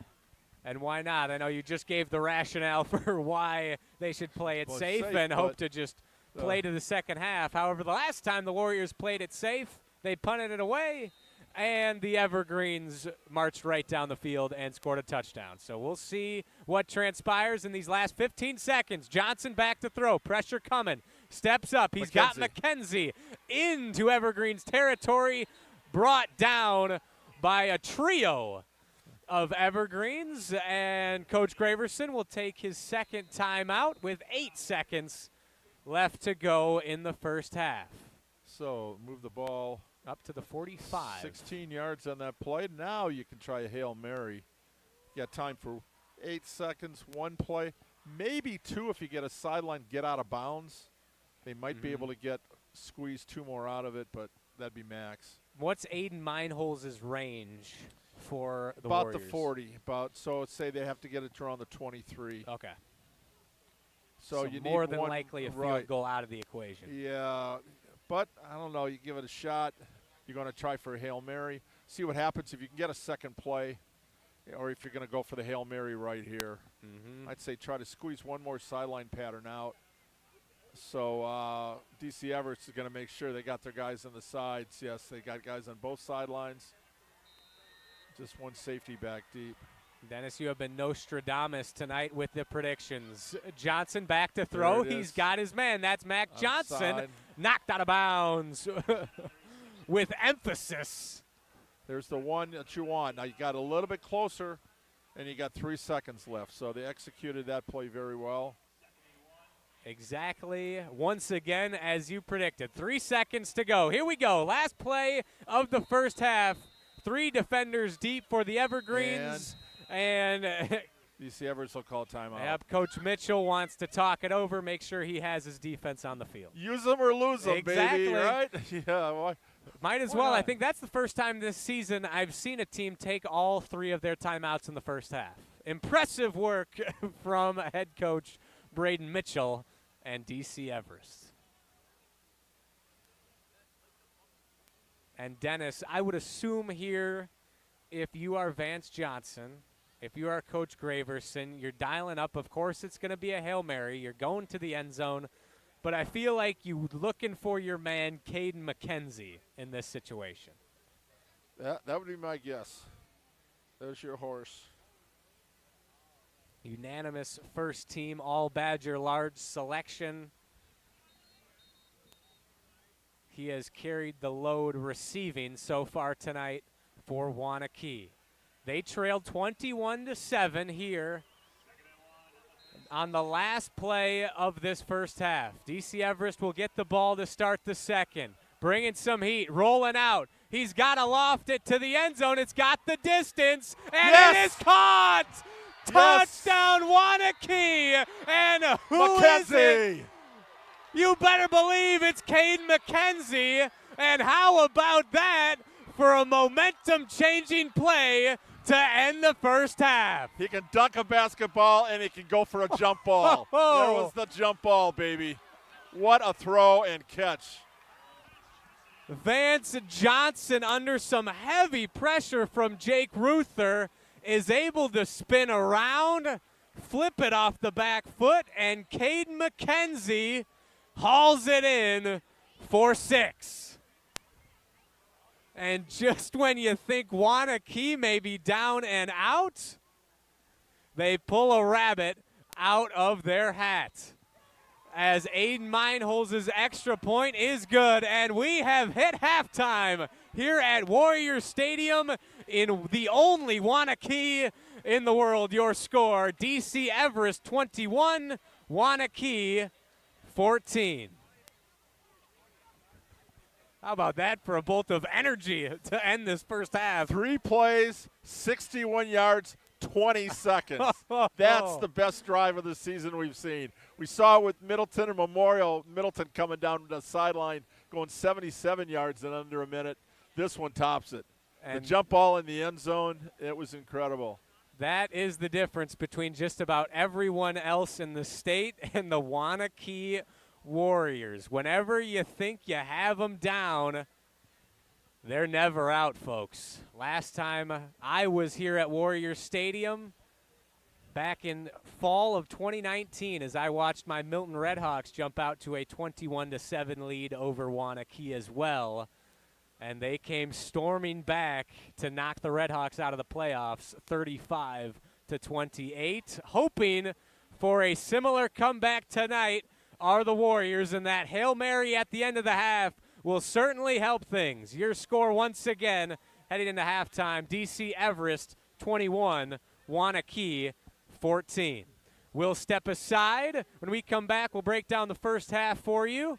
You are listening to Zimbrick Honda's presentation of PrepMania on the ESPN Madison YouTube channel.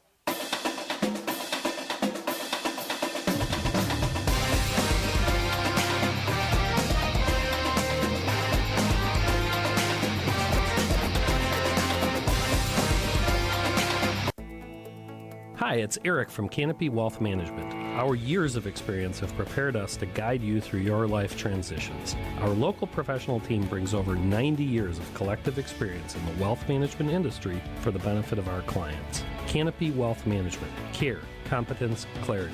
It's not just a tagline, it's a promise. Go to canopy-wealth.com to get started on your financial future today. That's canopy-wealth.com. Come see what the buzz is all about at Madison Axe, Madison's state-of-the-art entertainment spot. Enjoy 8 lanes of axe throwing, interactive games, plus digital target projection and scoring. For even more fun, check out their indoor backyard with 2,000 square feet of shuffleboard, cornhole, yard games, bar table games, and more. Perfect for date night, groups, corporate meetings, or private events. Madison Axe is your destination for all things fun. Throw it, nail it, celebrate. Go to MadisonAxe.com or head to their location on Stoughton Road today. Introducing Pizza Hut's new Tavern-style pizza, an upgrade to their classic crispy thin crust. Cut into 16 snackable squares and loaded to the edge with bold, flavorful toppings. Try one of their 4 new signature recipes: the spicy chicken sausage, the pesto margarita, the double pepperoni, or the ultimate. Because for a limited time, you can get any large specialty Tavern-style pizza for only $12. Go thinner, go crispier, go bolder with Pizza Hut's new Tavern-style crust. Order online today at pizzahut.com. No one out-pizzas the Hut. In the next 30 seconds, I'm going to tell you how to save money and save the planet. It's simple. Ditch your energy bill and make the switch over to Everlight Solar. While electricity prices keep rising, Everlight Solar will give you the chance to take ownership of your power while also reducing your carbon footprint. As a local company based out of Madison, they'll be there with you every step of the way as you make the switch to solar. To learn more about how you can save money and save the planet, go to everlightsolar.com. This is Devin Robinson from Badger Volleyball, here with Madison's best roofing, siding, and window company, Ridgetop Exteriors. I protect the net at the field house, and they protect your home. They're trusted, local, and affordable. Go to ridgetopexteriors.com today. That's ridgetopexteriors.com. After a crash with a semi-truck, everything can change instantly. At Gruber Law Offices, we have the knowledge and experience to make sure you're protected. And we're here to help whenever you need us. Gruber Law Offices. One call, that's all. The pulse of the Milwaukee Bucks, straight from a Bucks legend. Can't get it off. Marcus Johnson will, though. You can't leave him alone for a 12. Tap into Here District with Marcus Johnson on Bucks Plus. Marcus and his son Chris offer a weekly beat on Bucks basketball. Get your questions answered and hear from the biggest names in basketball. Find Here District with Marcus Johnson at bucks.com/plus on the Bucks app or wherever you get your podcasts. No more waiting to see a general surgeon. Stoughton Health has you covered. We accept over 160 insurances, including Anthem Blue Cross, Blue Shield, Cigna, Dean Health Plan, Humana, and Quartz. Enjoy easy access at Stoughton Health, where most general surgery appointments are available within a week. When it comes to your procedure, trust board-certified general surgeon Dr. Aaron Schwab. At Stoughton Health, we are proud to provide you with exceptional, personalized service. Learn more at stoughtonhealth.com.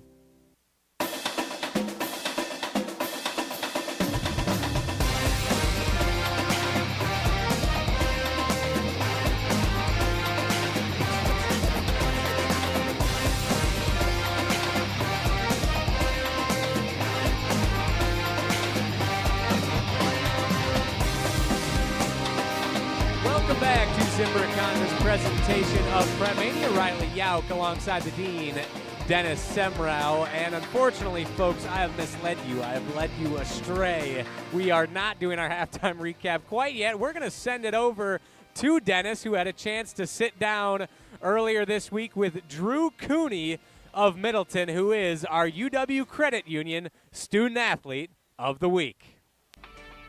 Our ESPN Madison UW Credit Union Student Athlete of the Week, Drew Cooney, Middleton High School. Welcome. Hello, thanks for having me. You're a two-sport athlete, basketball and football. No spring sport. You've been an AAU kind of guy in the spring? A little bit here and there. I played a couple years with Wisconsin Swing, but then ultimately just decided to stick with football and just basketball at the school. You got a couple other activities, I'm sure, in the spring, right? Yeah, part-time job here and there. Just hanging out with friends, watching other sports here around the high school. So, what do you like about being a two-sport athlete here?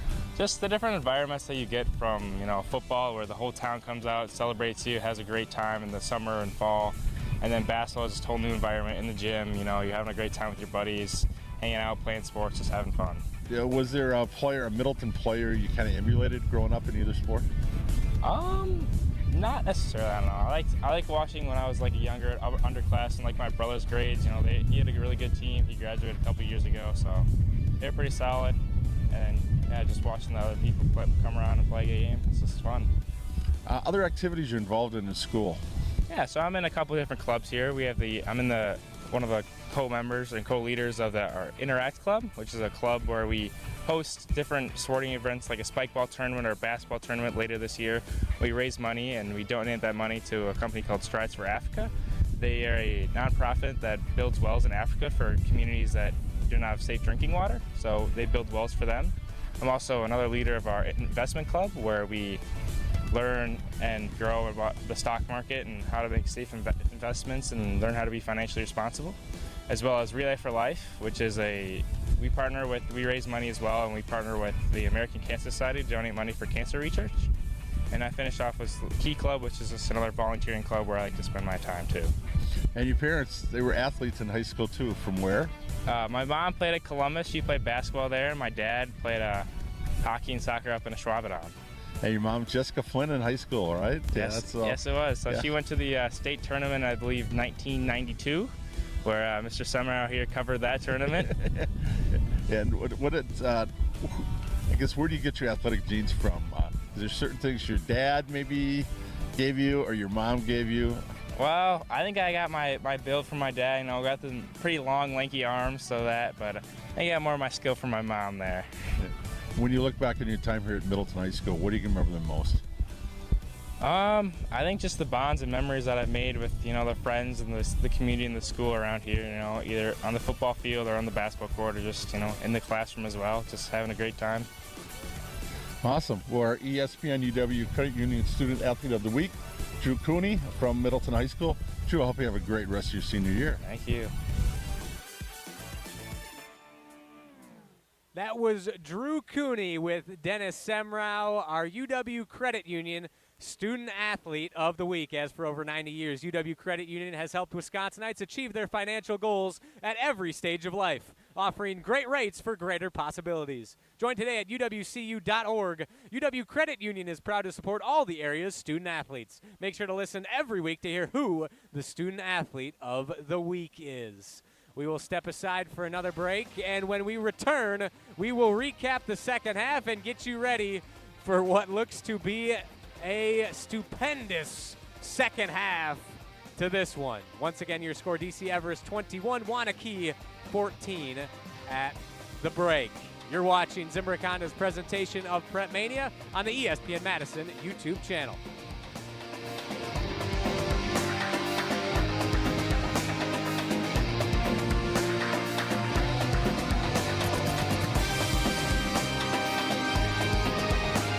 Daniels Construction is a proud employee and family-owned business serving South Central Wisconsin for 71 years. Want to join the team at an award-winning, self-performing contractor that's committed to quality and excellence in every project? They offer multi-trade career opportunities with on-the-job paid training and career growth opportunities. Whether you're looking to start a new project or a new career, Daniels Construction is building better futures, people, and communities. Visit daniels-co.com to learn more. Come see what the buzz is all about at Madison Axe, Madison's state-of-the-art entertainment spot. Enjoy 8 lanes of axe throwing, interactive games, plus digital target projection and scoring. For even more fun, check out their indoor backyard with 2,000 square feet of shuffleboard, cornhole, yard games, bar table games, and more. Perfect for date night, groups, corporate meetings, or private events. Madison Axe is your destination for all things fun. Throw it, nail it, celebrate. Go to MadisonAxe.com or head to their location on Stoughton Road today.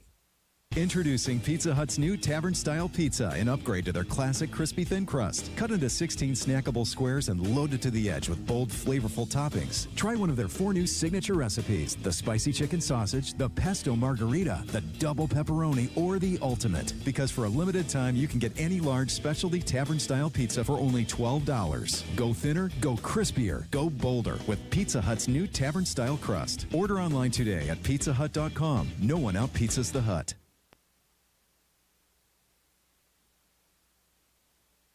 The pulse of the Milwaukee Bucks, straight from a Bucks legend. Can't get it off. Marcus Johnson will, though. Can't leave him alone for a 12. Tap into Here District with Marcus Johnson on Bucks Plus. Marcus and his son Chris offer a weekly beat on Bucks basketball. Get your questions answered and hear from the biggest names in basketball. Find Here District with Marcus Johnson at bucks.com/plus on the Bucks app or wherever you get your podcasts. In the next 30 seconds, I'm going to tell you how to save money and save the planet. It's simple. Ditch your energy bill and make the switch over to Everlight Solar. While electricity prices keep rising, Everlight Solar will give you the chance to take ownership of your power while also reducing your carbon footprint. As a local company based out of Madison, they'll be there with you every step of the way as you make the switch to solar. To learn more about how you can save money and save the planet, go to everlightsolar.com. UW Credit Union presents the PrepMania Student Athlete of the Week, supporting local student athletes as they grow on the field, in the classroom, and in the community. UW Credit Union is here for every you. Learn more at uwcu.org. Hi, this is Dennis Semrau from Zimbrick Honda's presentation of PrepMania here on 100.5 ESPN. We're very excited to partner with UW Credit Union to help bring you even closer to the stories of great young student athletes. Each week, as part of this season of PrepMania, will feature the UW Credit Union Student Athlete of the Week. UW Credit Union is proud to support local student athletes as they grow on the field, in the classroom, and in the community. And just like the fantastic student athletes we'll be telling you about all season, UW Credit Union's online banking also goes above and beyond with top-rated service and security that exceeds industry standards. UW Credit Union is here for you, presenting the PrepMania Student Athlete of the Week. Learn more at uwcu.org. The biggest games. A perfect season complete. The Waunakee Warriors are your state champions in Division II. The most compelling stories. 50 years for Title IX. That's incredible. And this is the 50th anniversary. The area's best high school sports coverage. This is Zimbrick Honda's presentation of PrepMania on 100.5 ESPN, the ESPN app, and Wisconsin On Demand.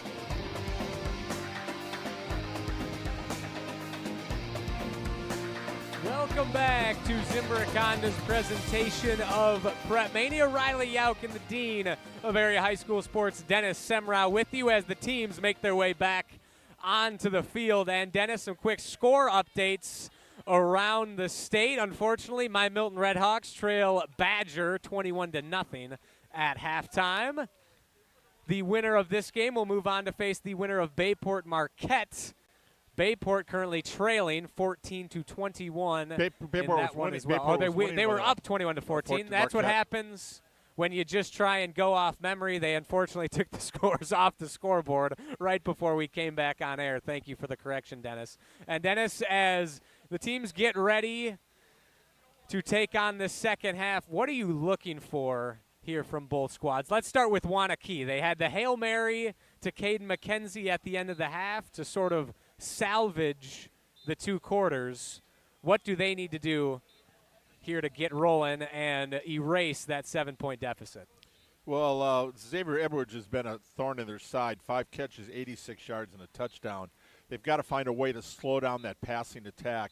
Bankston, 303 yards rushing last week. He had 5 carries for 3 yards, and then he broke that 36-yarder. But overall, he's 9 for 25, so they've done a really good job of stopping the run game. It's the pass attack. And as we saw at the end of the half, Xavier Edwards, had that 16-yard catch to end it. That was a 5-play, 90-yard drive in 89 seconds. So what does Waunakee do? They get their big play. They go 61 yards in 20 seconds. Anything you can do, I can do better. Strofe and I used to sing back and forth to each other. Oh, I remember that. I'm pretty sure I produced a couple of those games. Yeah, but it was true. Waunakee answered the call. Now they need to stop. They say the last 4 minutes of the first half and the first 4 of the second half. Well, in the last 4 minutes, we had dueling touchdowns here.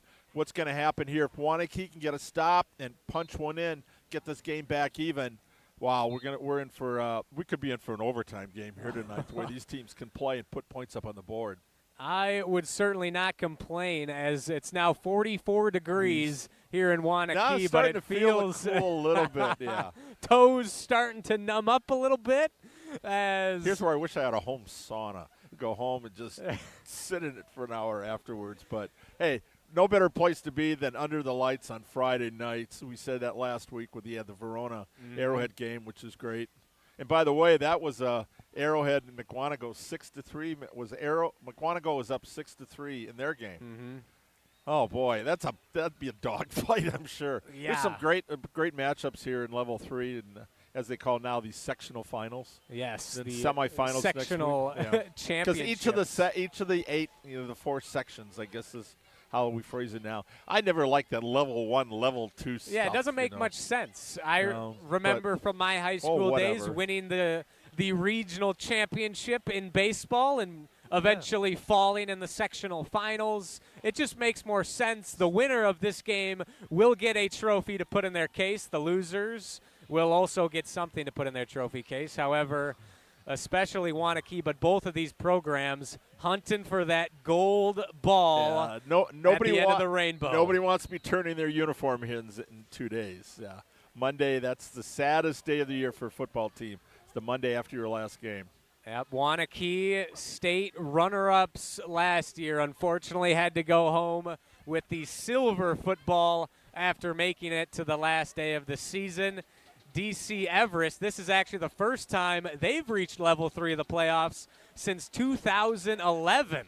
Lots of history for this Evergreens team, but not a lot of recent success to show for it. 5 titles. Their last one, though, was in 2003. So they've had a great program over the years. Wayne Steffenhagen, longtime coach. And now Coach Braden Mitchell here and Chris Graverson for Waunakee, trying to start a new regime, new era. New legacy. Yes, get their own legacy out here. So good luck here to the teams in the second half, and let's rock and roll. Hope we are in for a fun finish tonight as Ryan Lutz on to boot it away. Toe meets leather. Line drive. Squibber bounces back to the 5-yard line. Muffed by Poppy, but scoops it up to the right side. Drags a defender along with him. Look to be Chuck Farrell. Makes the stop.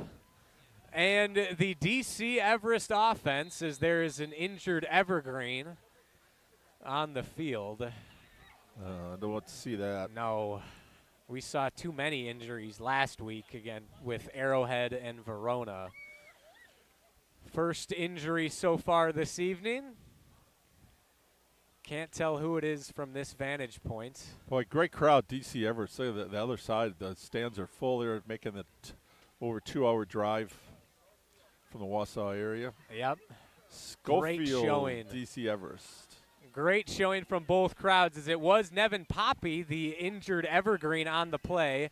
Walks off the field under his own power with a little bit of a limp. Yeah. Hopefully he is okay. Key member of that DC Everest secondary. However, it's the offense on the field now. Logan George brings the Trees back onto the field. Bankston, going to be a give to him on the first play from scrimmage, and he is smothered. McCoy Smith jumping on the back of Blake Bankston, pickup of 2.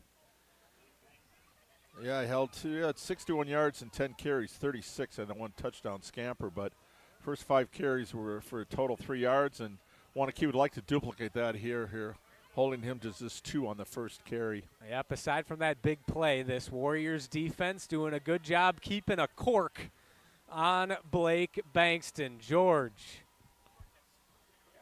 motions O'Brien to the left of the formation. Another give to Bankston. Patient running, following his blockers, but bottled up after a pickup of only 1. This Warriors defense stout early in this second half. A minute gone by here in the third quarter. Again, one of the best front sevens around. Noah Joseph, middle linebacker, leads that pack. Bussin, Lenzendorf, and McCoy Smith called his name all night. You know, the defensive player of the year. Waunakee always seems to have a defensive player of the year every year. That's their culture here. O'Brien and Anderson motion to the right of the formation. George rolling out to his right, looking down the middle, has his man, that's Xavier Edwards, sliding catch into the Evergreen bench. However, he's a couple yards short of the first down marker. Early decision in this second half for Coach Mitchell. And he wastes no time. Offense will remain on the field. 4th down and 2, 10:30 left in this third quarter. George under center, going to keep it himself, sneaks forward, and he might be short. Waunakee signaling their ball, and the referee points ahead for DC Everest. First down and 10 Evergreens. The initial spot appeared short, however, Logan George gets just enough to move the chains for DC Everest. Massive conversion. Needed early. One, got one, yes. 10 minutes left to play in quarter number 3. 21-14 lead for the Evergreens. Heavy dose of Bankston early, and he is smothered. Once again, he might lose a couple, or maybe one, pardon me. Yeah, that's about a half yard. Pretty close. Depth perception, a little difficult for me right now, as the referee looks like he got back to the line of scrimmage, maybe a length of the football past it. Second down and a long 9 for Everest. 4 receivers now for the Trees. George takes the snap. Rolling out to his right, whistles it deep into double coverage, tipped into the air, and falls incomplete. Dangerous pass as Jake Ubersocks there to break it up. And if just one of the defenders, Benton Kralim, in on the coverage as well, if one of the Waunakee defenders stayed upright, that may have been going the other way. That's how good Waunakee's defense has been this year. Ubersocks, a reserve defensive back. He got honorable mention all conference. Wow. He and Kralim having to take up for Lucas Hamilton out with an injury, who had 2 interceptions. That was a big loss, but both those guys double coverage, able to force that incompletion. Shows you how strong this Waunakee program is. A little trickeration from the Trees, and the pass is complete inside the 35-yard line. Cole O'Brien on the reception. And DC Everest pulling an ace out of their sleeve on that one. He's the Travis Kelce of this offense. He looks like a tight end out there. Good hands. If he's not on the basketball team, he should be. Chuck Farrell brought him down. O'Brien only had a step, but a perfect pass from quarterback Logan George. Now ball marked at the 31-yard line. Back to pass, straight drop. He's got time. Steps into his throw over the middle. Got his man, but dropped in the end zone. Cohen Preby had a walk-in score for the Evergreens, and it falls out of his hands. Incomplete, and a major bullet dodged for this Waunakee defense. As they say, I'd rather be lucky than good. That Waunakee defense was very lucky on that one. He was wide open for that pass. After completing one for 26, that would have gone for 31 in the score. And that would have been a quick strike. So Waunakee lives the battle for another series of downs. Hit him right on that lower end of the number 6. Edwards in motion across the formation. George rolling out, pressure coming. He's going to take it himself. Slung down from behind, Luke Kanak. There to make the stop. 3rd down and 6 for the Trees. 8 minutes, 10 seconds left to go here in quarter number 3. Evergreens on the move. I don't know. Is there a mascot? Is there somebody dressed as a tree on the other side? That would be awesome. Similar to the Stanford tree, yes, with the googly eyes and whatnot. Like as this Waunakee offense rises to their feet, the Evergreens in a bunch formation, 4 receivers to the left of that formation, and Coach Graverson maybe not liking what he sees.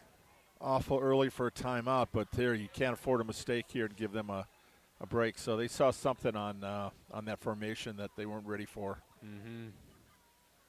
So we got a 3rd and 5 at the 26.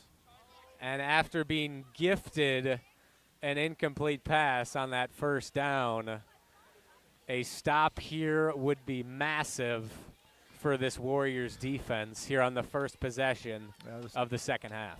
10th play of the drive coming up here, and they've taken just over 4 minutes off the clock here in the second half. We saw that last week with their Arrowhead Verona game. Yep. With that ball control, and they're able to run the football here. But, stopping the run, Waunakee except for that one touchdown blitz there for Bankston, they've been able to keep the run game intact. It's the passing attack that has really kind of dug a knife into their backs. Yeah, Everest has done a great job so far of completing the timely pass. So many weapons there, especially the tight end, and then Edwards. No answer for Xavier tonight. Looking to complete another one here on 3rd down. Preby in motion across the formation. George rolling out to his right. Zips it, looking for his man. Incomplete. A little short, intended for Xavier Edwards. And this Waunakee defense stands tall on 3rd down. Okay, we're looking at about a 43-yard field goal from this point. As you mentioned earlier, Stasiak with a 41-yarder last week against Madison Memorial. But here they got confidence in their passing game that they can come up with 5 yards here on 4th down. And why wouldn't they? So far, this DC Everest offense has made the plays they've needed to. 4th down and 6 here on the first possession of the second half. 7:45 left to go. Preby in motion, cuts back. Quick dump off to him, and he's slung down. Loses the football, recovered by the Warriors.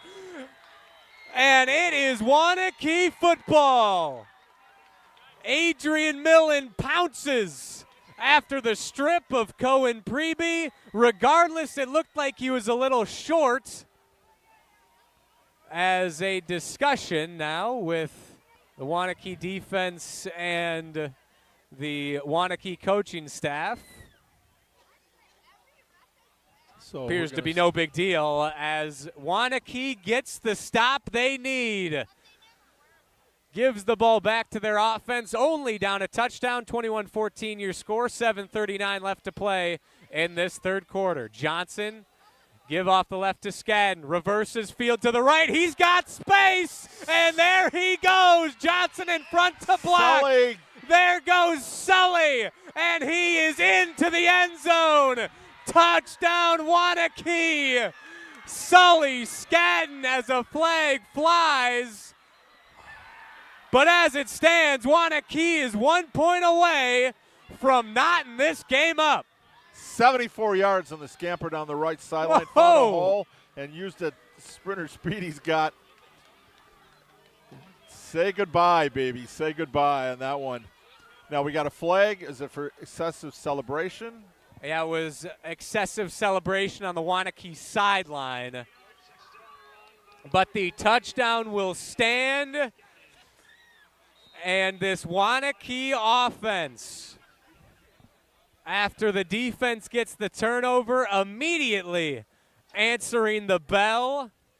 And Aiden Meinholz looking to tie this puppy up. Touchdown number 18 for Sully. It's his second of the game.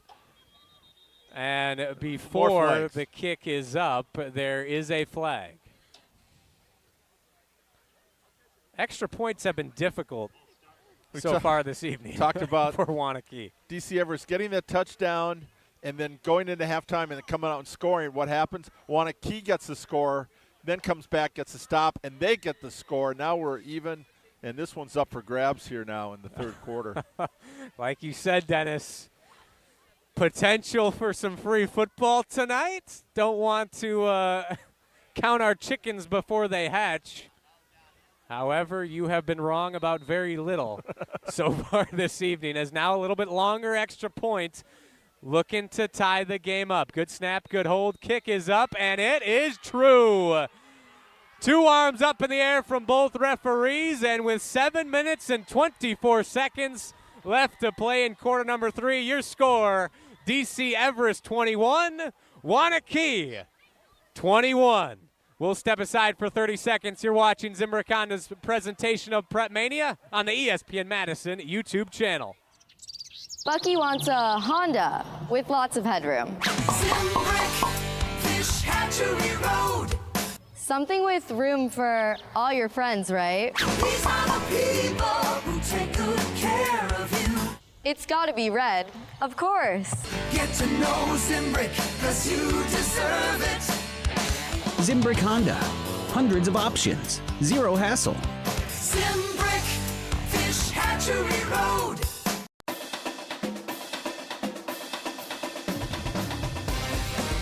Welcome back to Zimbrick Honda's presentation of PrepMania.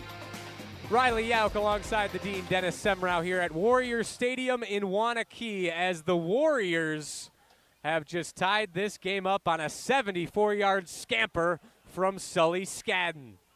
Ryan Lutz on to boot it away for the Warriors. And Dennis, we've seen Waunakee respond to a gut punch. Now, how does DC Everest come back after watching their 14-point lead evaporate? Toe meets leather, high end-over-end kick, back near the goal line, caught by Poppy. He seems to be okay. Sprinting and chopped down inside the 20-yard line. And new life breathed in to this Waunakee squad. Waunakee's last 2 drives, 3 plays, 61 yards, 20 seconds. 1 play, 74 yards, 15 seconds. They've done it in 35 seconds, 14 points on the board. And now that puts Scadden over 100 yards. They got him for 8 carries for 114 yards now. He was 7 for 40 with a 30-yard touchdown run in the first half. So the big play players, big time players make big plays. They are making them tonight. That they are, as Bankston looking to make a play for DC Everest, but once again corralled well by that Waunakee front 7. Pickup of 3.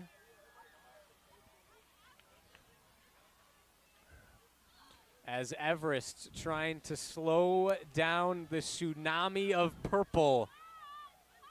Now they want to flip the field. They want to be able to flip it here, but Waunakee, you've got them on the 20-yard line. You want to keep them back there. The crowd has come to life. Play action, George looking to the right and swatted away. Great coverage there from Wes Ducharme. And now this pass defense bowing up a little bit for Waunakee. I said they're going to have to make some adjustments at halftime on the passing game. And looks like they have they were able to get Xavier Edwards on some double coverage and knock away a big play. The tight end, though, has been a problem for him all tonight, too. Between Edwards and you got Cole O'Brien. Those two pretty big threats here to got to look out for both those guys on this down. 3rd down and 7 now for DC Everest.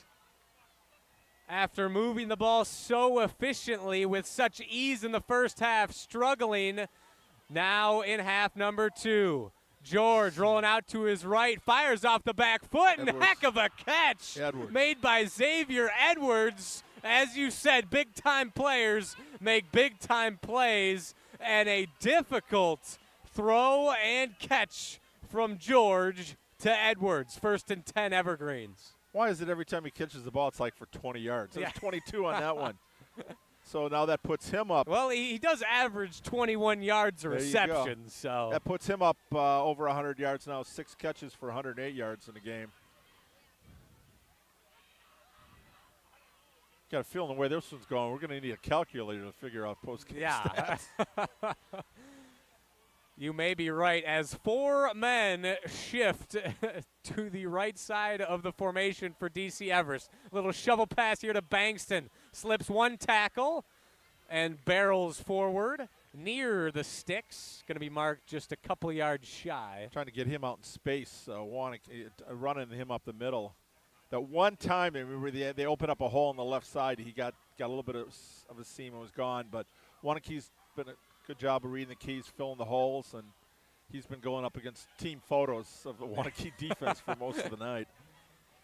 That he has, as now 2nd down and short into Waunakee territory.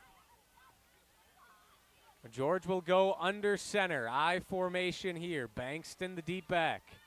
Going to be a give to him off the right side. Tries to bounce it and drives ahead for 1st down yardage. Jackson Lesendorf there to put him into the turf. But move those chains for the Evergreens to the 42-yard line of the Warriors.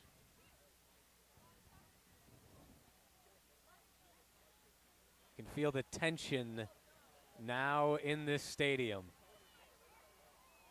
George in the gun.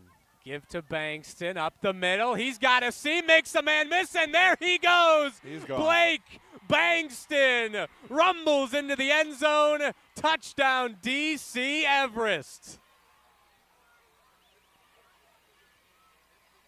Back and forth we go at Warrior Stadium.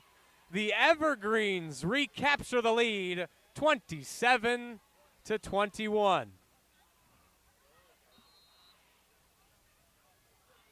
Watch for a potential 2-point conversion here. They did run it last week against Madison Memorial, and they will shift now into their normal PAT setup.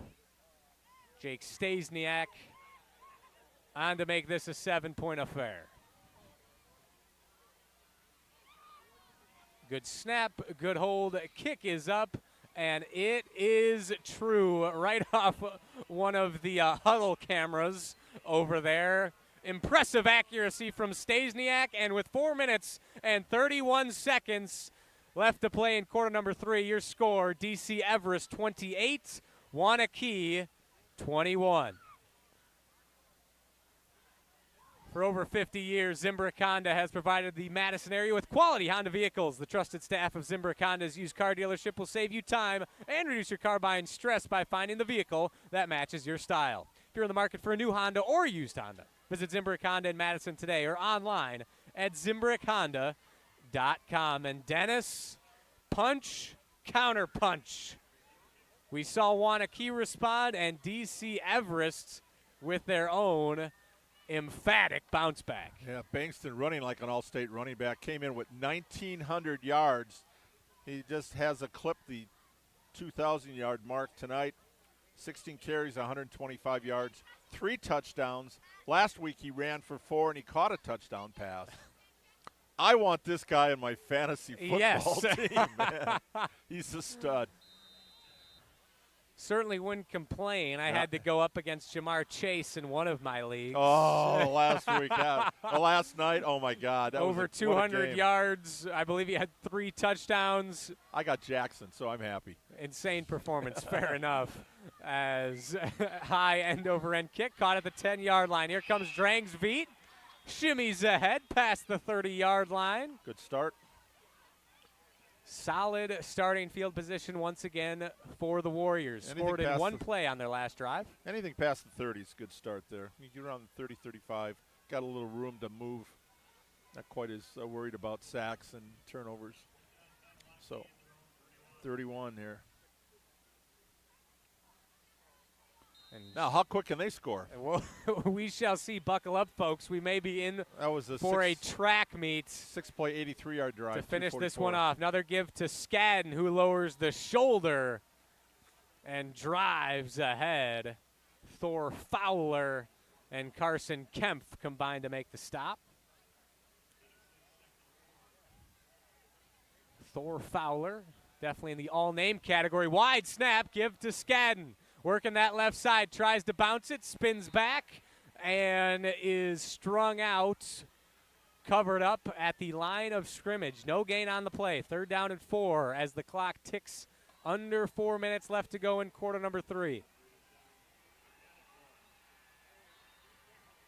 Big 3rd down here for the Warriors. Again, a snap off to the left. Got his man. That's McKenzie over the middle. Finally spun to the turf by Poppy, but a massive 3rd down conversion for Waunakee, as who else but Caden McKenzie needs now. He needed 40 yards before that play to cross the 1,000-yard marker on the season. He's now awfully close to that goal. That was a 27-yarder, so 13 away. Give to Skadden off the right side. Tries to bounce it. Stiff arm and slung down after a pickup of just a few. This is the Waunakee offense I've come to see over my 30-plus years covering these guys. How would you describe this Waunakee offense, Dennis? Run by the Hogs. Some good play up front, and then solid quarterback. Makes great decisions. Another high snap, but Skadden's got a hole and shoots through, picks up the 1st down and plenty more up near the 20-yard line of DC Everest.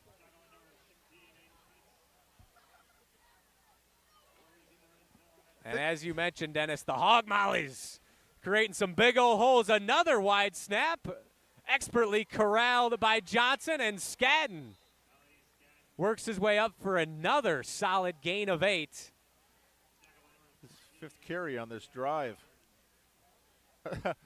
Whatever's going on with the offense in the first half, they figured it out, because right now both teams are just moving it at will. That they have. Snaps a little bit of an issue, but Johnson handling them well. Give to Skadden again, and this time is covered up right into the teeth of that Evergreens defense. Pickup of 1. Inches closer inside the 15 to the 14 now. 6 carries on this drive now for Skadden. And their hurry-up offense, they're not wasting any time there. Has been knifing through this defense. Johnson back to throw, fires over to the right side. He's got McKenzie, sheds a tackle. And he is marked down inside the 5-yard line. 1st down and goal to go for the Warriors, who have shot down the field like a bunch of rockets. Give to Skadden up the middle. Brought down from behind by a combination of Lottendress and Carson Kempf. Pickup of maybe 1 or 2. 2nd down and goal from the 2-yard line.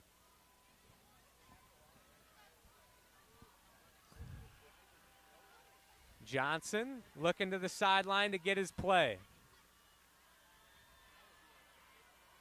Skadden to his right. Takes the snap, give up the middle, drives forward, and marked down short once again. Gain of 1, and it will be 3rd down and goal from the Evergreens 1 yard line. This Waunakee crowd has come to their feet, trying to urge the silver and purple into the end zone. Give to Skadden, bounces off one defender and is brought down in the backfield. The Evergreens defense stands tall on third down. Nico Kleinschmidt there to greet Skadden. And that'll be our last play. Guess what? They moved down to this end of the field. How we love it. Will make our lives much easier. We will step aside. We have hit the fourth quarter here at Warriors Stadium when we return 4th down and 5 from the 5 for Waunakee. Your score through 3 quarters, DC Everest 28, Waunakee 21. You're watching Zimbrick Honda's presentation of PrepMania on the ESPN Madison YouTube channel. Bucky wants a Honda with lots of headroom. Zimbrick Fish Hatchery Road. Something with room for all your friends, right? These are the people who take good care of you. It's gotta be red, of course. Get to know Zimbrick, 'cause you deserve it. Zimbrick Honda. Hundreds of options. Zero hassle. Zimbrick Fish Hatchery Road.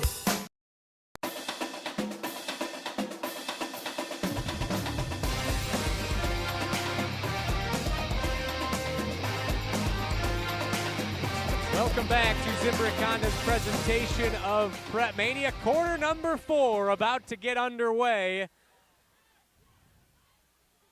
as the biggest play of the game thus far upcoming.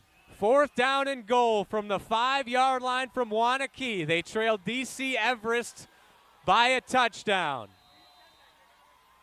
Johnson in the gun. Skadden to his left. Takes the snap. Play action. Lofts it to the back of the end zone. Caden McKenzie has it knocked out of his hands by Carson Kempf.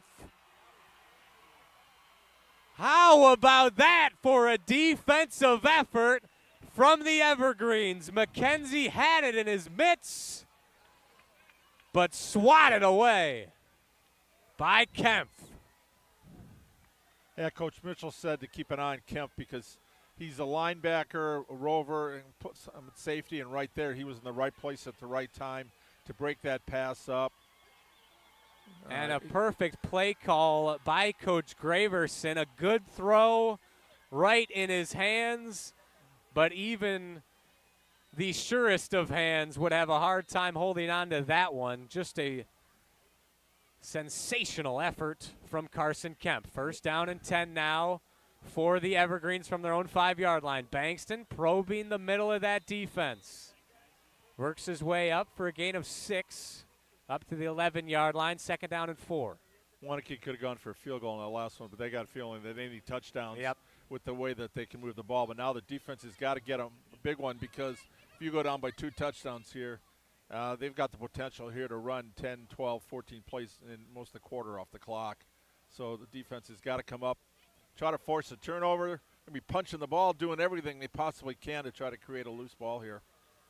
They already have forced 1 fumble today. 2nd down and a long 4 for the Evergreens. Give to Bankston up the middle, tripped up and falls forward for a gain of 2.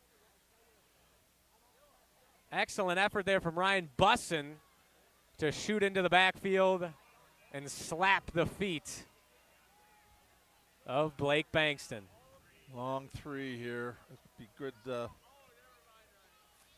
This is where DC Everest has been able to hurt Waunakee with the passing game, but here you got to be careful because you got a potential for a pick 6 if it's picked off here. You have Xavier Edwards, 1-on-1 from the gun. Going to be a give to Bankston up the middle, and he is pushed back right at the sticks. Will depend on the spot, and as of now, it appears they are marking him just short, as there's an injured Warrior defender on the play. Can't tell who it is. Hopefully whoever it is okay.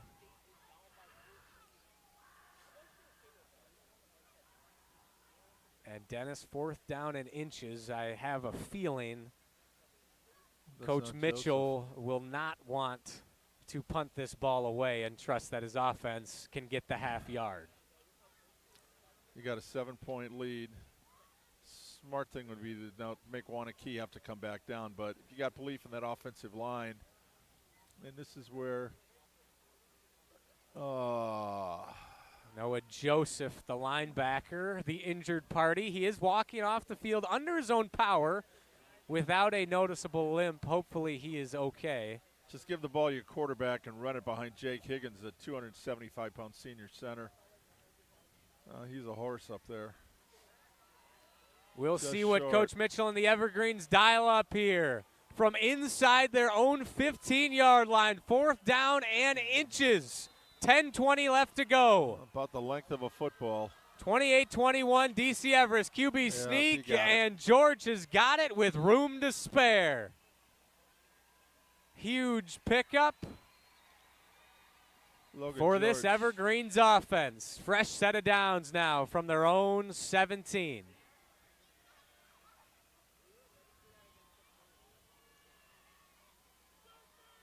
And in any situation, going to be hard to stop. This is where Waunakee, now the time is Waunakee's enemy. As long as they keep the ball on the ground, keep that clock moving. And I got a feeling they're not going to be punting the ball at all. They're going to be going for it on 4th down every time. Use all 4. That's what Badger did last year, so successful against Waunakee in the state championship game. 9:35 left to go in this 4th quarter. Pitch to the right to Bankston. He's got a crease and reaches near the 1st down marker. They'll put him at the 25-yard line, just a couple yards short of the 1st down. Farrell with a nice tackle there on the play. And Noah Joseph will check back in at linebacker. Good to see him doing all right. He went down. That's maybe just a cramp. Part of their defense there. If you're Waunakee, hoping for a negative play here shortly as the clock drips under 9 minutes left to play. 2nd down and a long 2 from their own 25. Play action here. George back to pass. Pressure coming, and there it is. Massive negative play. McCoy Smith with his 3rd sack of the evening. Came in with 21 tackles for losses, 6 sacks. Padding that total tonight. Yes, he was hungry, and he was looking for dinner, and he found it. Big old steak there in the backfield. Loss of 10. That's a big play. DC Everest maybe getting a little too cute. Now facing 3rd down and 12 from their own 15-yard line. Just over 8 minutes left to go. In the shotgun, Prebe in motion to the right. George rolling out that way. Pressure coming, and he's slung down. And you betcha, McCoy Smith back-to-back sacks. This Waunakee defense gets the big stop they needed. 4th down and a long ways to go for DC Everest. 4th and 18, that was a loss of 6 back-to-back. You're right, four sacks now for McCoy tonight. Logan George now punting out of his own end zone. Bankston in motion for a little extra protection. Block. Clean snap, low line drive kick. Caught, coming the other way. Here comes Ducharme, well in to Everest territory, and Waunakee will set up shop inside the Evergreens 35-yard line. Exactly what you wanted to see from this Waunakee defense if you're head coach Chris Graverson. Yeah, so what they did so successful last week, again, getting the offense the ball twice inside the 40-yard line. Offense got 2 touchdowns against Middleton to help put that game away, and here they are now starting 1st and 10 on the 33. Plenty of time on the clock here. 7 minutes and 13 seconds left to play in the sectional championship contest. Vance Johnson and the Waunakee offense back on the field. Give to Sully Skadden, and he is met and stood up. Brennan Peterson right there to deliver the hit.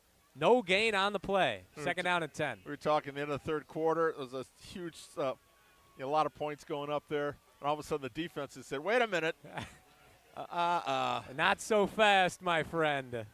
So great stand down here by Waunakee. Now we'll see if DC Everett matches it. Johnson takes the snap, rolling out to his right. Screen pass, a wheel route the other way. Throw was a little behind the intended target. Skadden falls incomplete. If he hits him in stride, he may have had a half step. And as we have seen, Scully Skadden can turn on the Jets. However, nothing doing. Third down and 10. Great coverage here again by from Carson the Kemp. DC Everest 33-yard line. Back to throw. Johnson sails it. No, he got his man, Devontae Bacon. I thought he was going to McKenzie. Going to be 4th down and 2. Now for the Warriors. They hustle to the line. Under 6.5 minutes to go. Make it 4th down and a yard and a half. Johnson in the gun. Back to throw. Looking over the middle and knocked incomplete, in and out of the arms of the tight end, Mac Johnson. He had it in his chest. But another drop and another turnover on downs for the Waunakee offense. 6:09 left to play.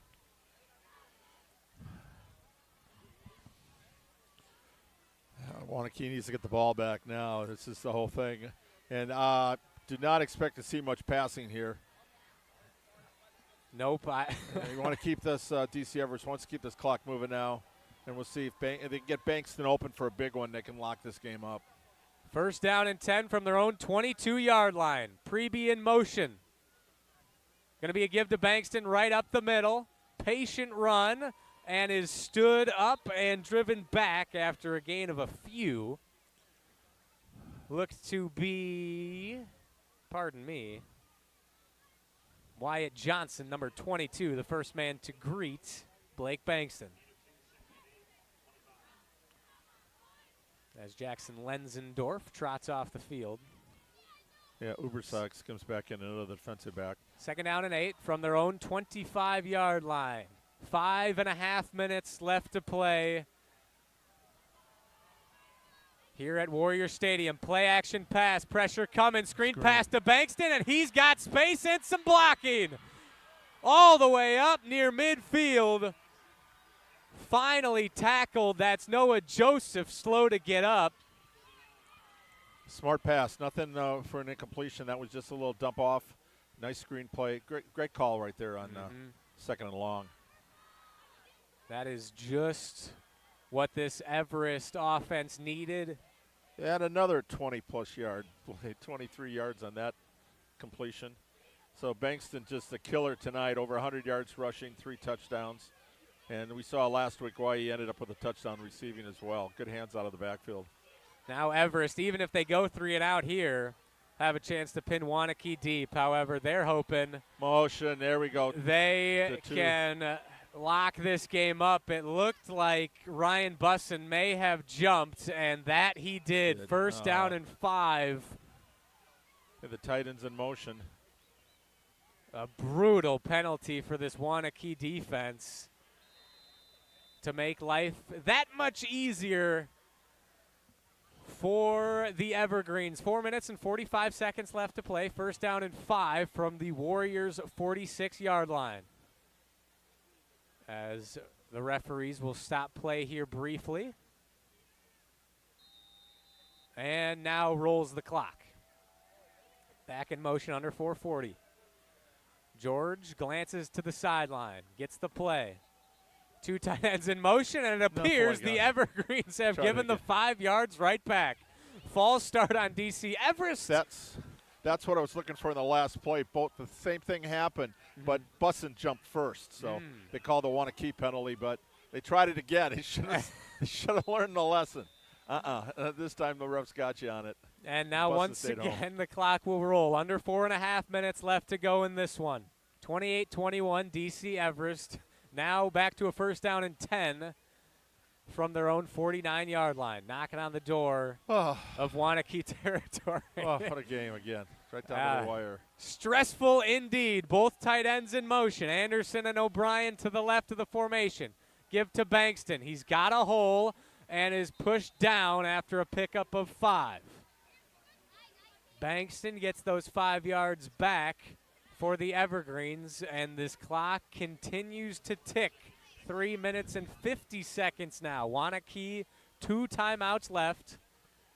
Taking 2.5 minutes off the clock since they got the ball back with 6:09 to go.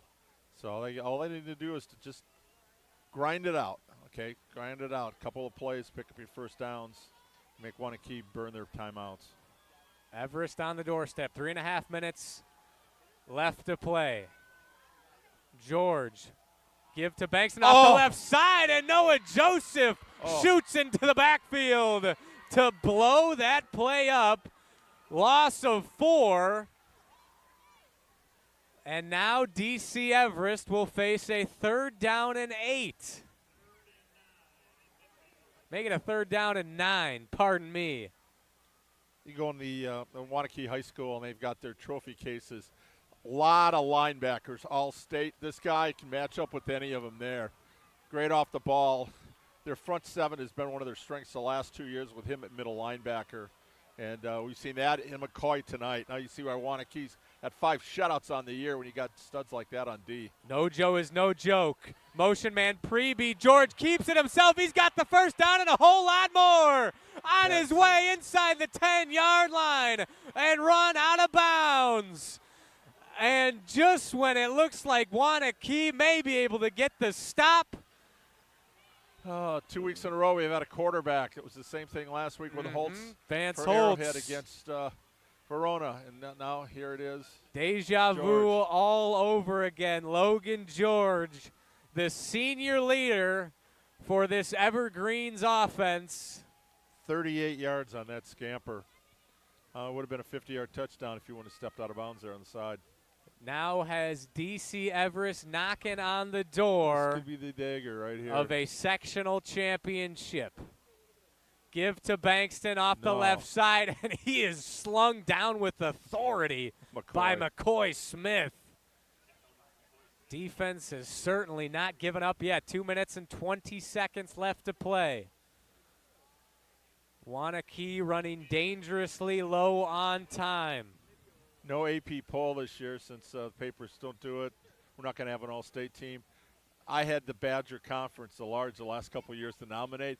Both McCoy, they would have been on my first team all-state team, I'll tell you, the way they've been playing tonight. Yeah, they have certainly shown out this evening. Under 2 minutes left to go. It's a great offense for DC Everest. Second down and 10. Give to Bankston off the left side, and once again, swarmed in the backfield. Combination effort. Chuck Farrell there to clean it up. Minute 41 now, and Waunakee will spend their second timeout. 3rd down and long. However, well within Jake Stasiak's field goal range. Yeah, that's all they need right now. Hang on to the football. You get a field goal. That's it. And Two-score DC limit. Everest, with a chance to make this a 2-score game and move on to level 4, where they will face Bayport Marquette winner. The winner of Bayport Marquette. Thank you, Dennis. I remembered Bayport. Had a brain fart on Marquette. Yeah. Marquette lost, what was it, first game of the year? They lost to Arrowhead. And they've been streamed. They went right through the greater metro. Yeah, the Hilltoppers. State have champs in been football dangerous. and basketball last year. Waunakee student section trying to rally behind their defense. 3rd down and 14 from the Waunakee 12-yard line. The Evergreens got to be safe with the football here. 3 men in motion to the left. George, the snap, back to throw. They're looking end zone. Cademan Anderson a little too far, and that will stop the clock. Minute 38 left to play as on comes Jake Stasiak for the game. DC Everest taking a risk, trying to throw to the end zone. George just a little too strong. But Stasiak on to attempt the field goal. This Waunakee crowd trying to rally behind their defense. Here we go. Lines are down. Snap. Oh, the kick is up, and it is good. And Jake Stasiak with a dagger right through the heart of the Waunakee Warriors with a minute 34 left to play. Your score, DC Everest 31, Waunakee 21, as you see some members on the Waunakee sideline embrace their season now on the brink. 94 seconds away. Well, we saw Stasiak 41-yarder last week against Memorial. We knew he had the leg, and right there, the nice drive. The big play, George's scamper. Mm-hmm. And that was on a third down and 9. Yeah, he was beating Waunakee with his arm and then decides to use the leg. Not knowing as much for a dual threat, but when they've gone to an empty backfield, he's been able to make some big runs off of that. And tonight, that was all he needed was one play. Great effort here for Waunakee. It's an outstanding football game for both teams. Yep. But they would make one more stand defensively than Waunakee was. Yep, the Waunakee offense had 2 opportunities inside. The break up the end zone right there, the pass. They went for McKenzie. Maybe should have been a little higher for a jump ball. Yep. Their defender was able to get his hands on it, knock it away, and force the ball, turn it over on downs. Ultimately, the turning point, however, Waunakee still had a chance inside the 30. Were not able to tie the game up. Little squib kick here as that one is muffed, picked up by. Is that Skadden back there? Looked to be Drangstveit, actually. Drangstveit, yep. Drangstveit, thank you very much. Yep. I've been pronouncing his name wrong all night. Apologies to Drangstveit. Eli and his family as DC Everest can taste it. Up 10 with a minute 30. Waunakee's going to need a miracle. As the overrated chants rain down from the Evergreen student section. Quick throw outside, got Sawicki. Quick gain of positive yardage. 2nd down and 5 now. Well, they've scored in 20 seconds and 15 seconds, so nothing's a touchdown and a onside kick. And they've got it in them. Hey, as long as there's time on the clock, it ain't over till it's over. Yogi Berra, my favorite, you always used to say. How right you are, Dennis. Quick throw over the middle. That's Sawicki again. He's got some space. Finds the outside into Evergreen's territory. Brought down by Thor Fowler. Warriors have to move with speed and efficiency. Clock will stop to move the chains. Now it's rolling. Under a minute 15 to go. Trailing by 10. 1st down from the 46-yard line. Johnson back to throw, being chased from behind. Going to keep it himself, and it's coming back, unfortunately, as Johnson works his way inside the 25. We got a flag. But all for naught, more than likely.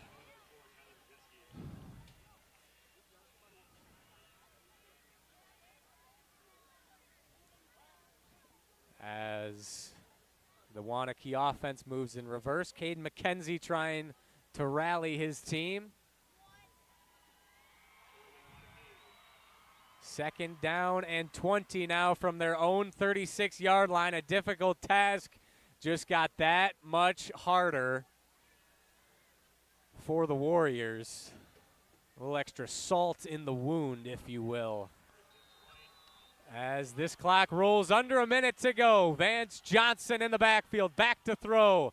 Got his man, that's Bacon on the right side, gets back near the original line of scrimmage and out of bounds, 51 seconds left to play.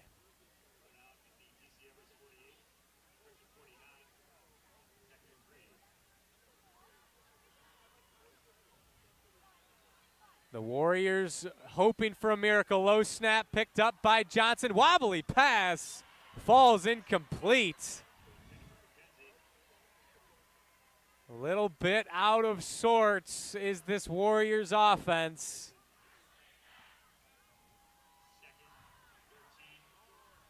As the Evergreens smelling blood. DC Everest crowd that is a phenomenal student section. Getting raucous here. Johnson rolling out to his right. Zips it down the field, in and out of the hands of his intended target, Caden McKenzie. And it is now 4th down and 13 from their own 49-yard line. 42 seconds left to go. One play away from the Evergreens taking victory formation. It's a tender moment over here on the Waunakee sideline. Noah Joseph and Wyatt Johnson. Going to be a fast 2-hour road trip back home tonight. 3 weeks. This is 3 weeks in a row, 2-hour road trips. Giant killers are these Evergreens. Johnson back to throw. One more play if he doesn't pick it up.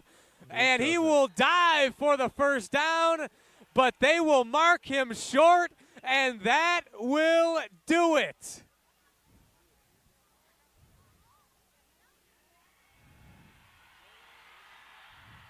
You can hear the roar from the DC Everest crowd as the 7th seeded Evergreens will take out number 1. They are moving on to level 4.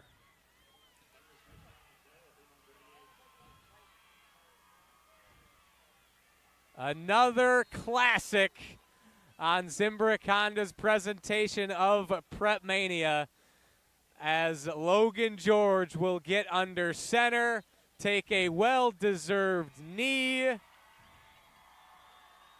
and that is all she wrote. All right, a little sportsmanship out there for both teams. Love to see it. Another agonizing defeat for a Madison area school, the Waunakee Warriors. After a fantastic first season under head coach Chris Graverson, fall short of the ultimate goal in their pursuit of that 8th state championship. The clock has hit triple zeros here at Warrior Stadium. Your final score, DC Everest 31, Waunakee 21. The Evergreens will move on to face the winner of Bayport and Marquette. They are the sectional champions.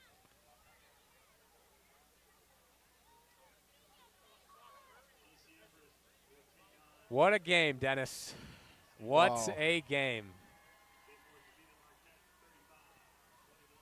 And we have just been informed by the PA announcer that Bayport defeated Marquette 35-21.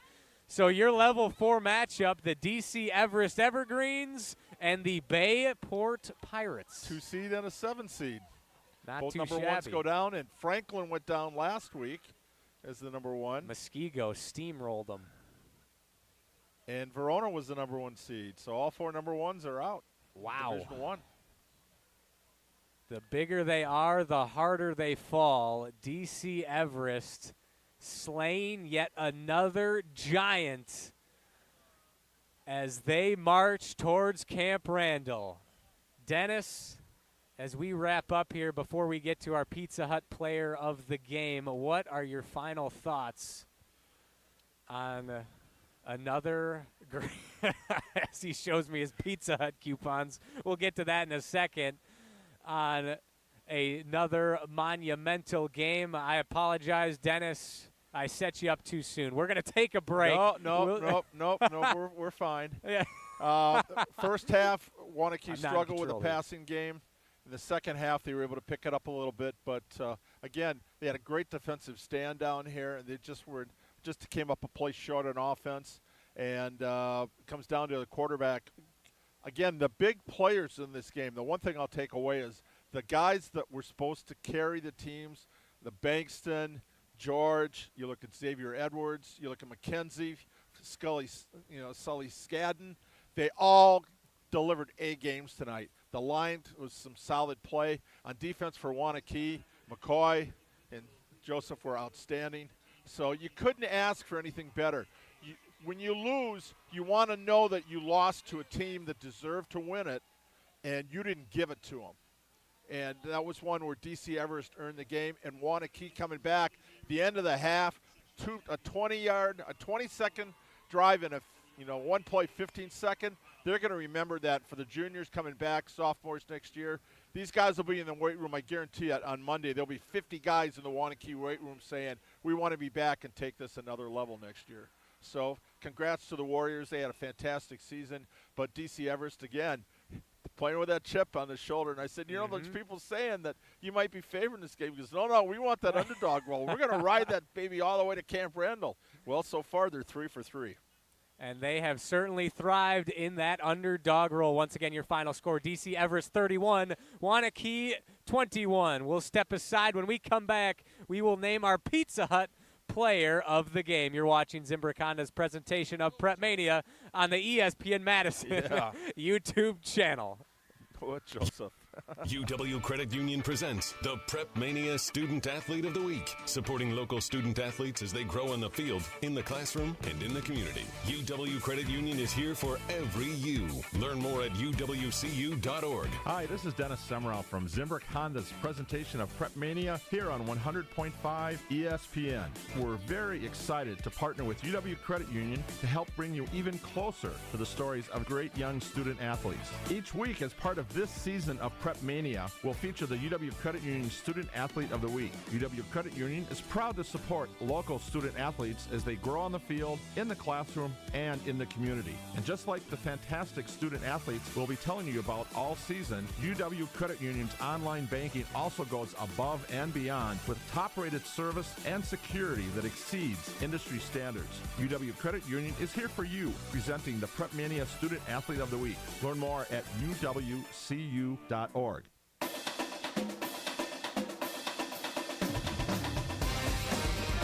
Welcome back to Zimbrick Honda's presentation of PrepMania. The DC Everest Evergreens come into Warrior Stadium and defeat the Waunakee Warriors 31-21. And Dennis, it is now time to name our Pizza Hut player of the game. No one outpizzas the Hut, and no one outperformed this player tonight. The player of the game is presented by Pizza Hut, the official pizza of PrepMania. No one outpizzas the Hut. Alrighty, Dennis, who do we have for our Pizza Hut player of the game? Well, I think we have to give it to a guy that ran for 303 yards last week and had 5 touchdowns. Didn't quite hit that tonight, but Blake Bankston had 3 touchdowns, finished with 21 carries, 136 yards. His 42-yard touchdown run there in the third quarter was the one that gave DC Everest the lead for good. They got a field goal late to go up and win 31-21, but he was outstanding. Again, Xavier Edwards had a great game at receiver. A quarterback, Logan George, with a big run to set up the field goal, which iced the game, gave them their 10-point win. Some outstanding players all over the place, but let's give it to Bankston tonight. So you look at that, 2 weeks, the guy's got 8 touchdowns. Yeah, that's a scoring machine. And that is, if you had a high school fantasy team, he'd be a #1 draft choice.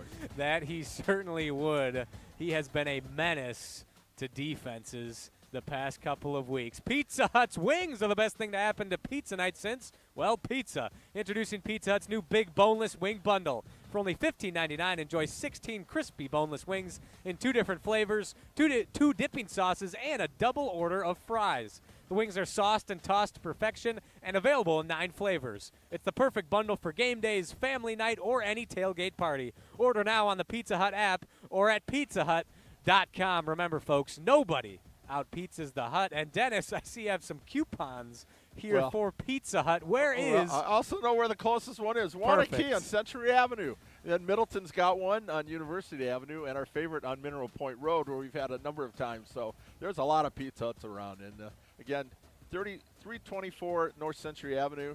And yeah, I got my Pizza Hut coupon in the mail the other day. So way to put it to good use tonight. And maybe some celebratory Pizza Hut for the DC Everest Evergreens as their students mob the field. They're currently occupying that far end zone. As now we will update you on the area scores in the other sectional championship affairs. Starting in Division 1, make that as the scoreboard switches. We'll start in Division 4. Number 2, Columbus currently trailing Aquinas 29-28 in the fourth quarter. St. Catharines defeat Lake Mills by a score of 13-7. In Division 2, Badger knocked off my Milton Redhawks, unfortunately, by a score of 28-7. Catholic Memorial defeated Mount Horeb-Barneveld 17-14. And Dennis, it appears all of our area schools in grave danger. In Division 1, Maguanago 10-6 final score over Arrowhead. Muskego defeats the Neenah Rockets 21-7. And finally, you already know this one, Bayport 35-21 victors over the Marquette Hilltoppers.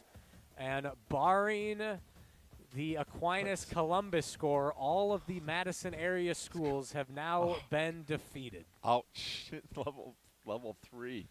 It doesn't happen. Usually we get to level 4 with about 3 or 4 schools, and then maybe they might go out some years. So last year we had Lodi and Waunakee getting to the finals, and Lodi winning, Waunakee falling. But, hey, you want good games, and you wish the best for the kids, but, you know, when you lose, you know, in a couple of days, you got to turn the equipment in. And Cade McKenzie, he'll have a couple of weeks to get ready because basketball starts a week from Monday. So it's coming up fast. But I think the coach might give him a little bit of a break here, get his legs back. Ducharme's another basketball player for Waunakee. But you got some of the seniors out there on the field. Just final moments being Warriors. A lot of pride in this school, in this community. Community supports themselves well. Again, the best scoreboard around in southern Wisconsin, I got a feeling.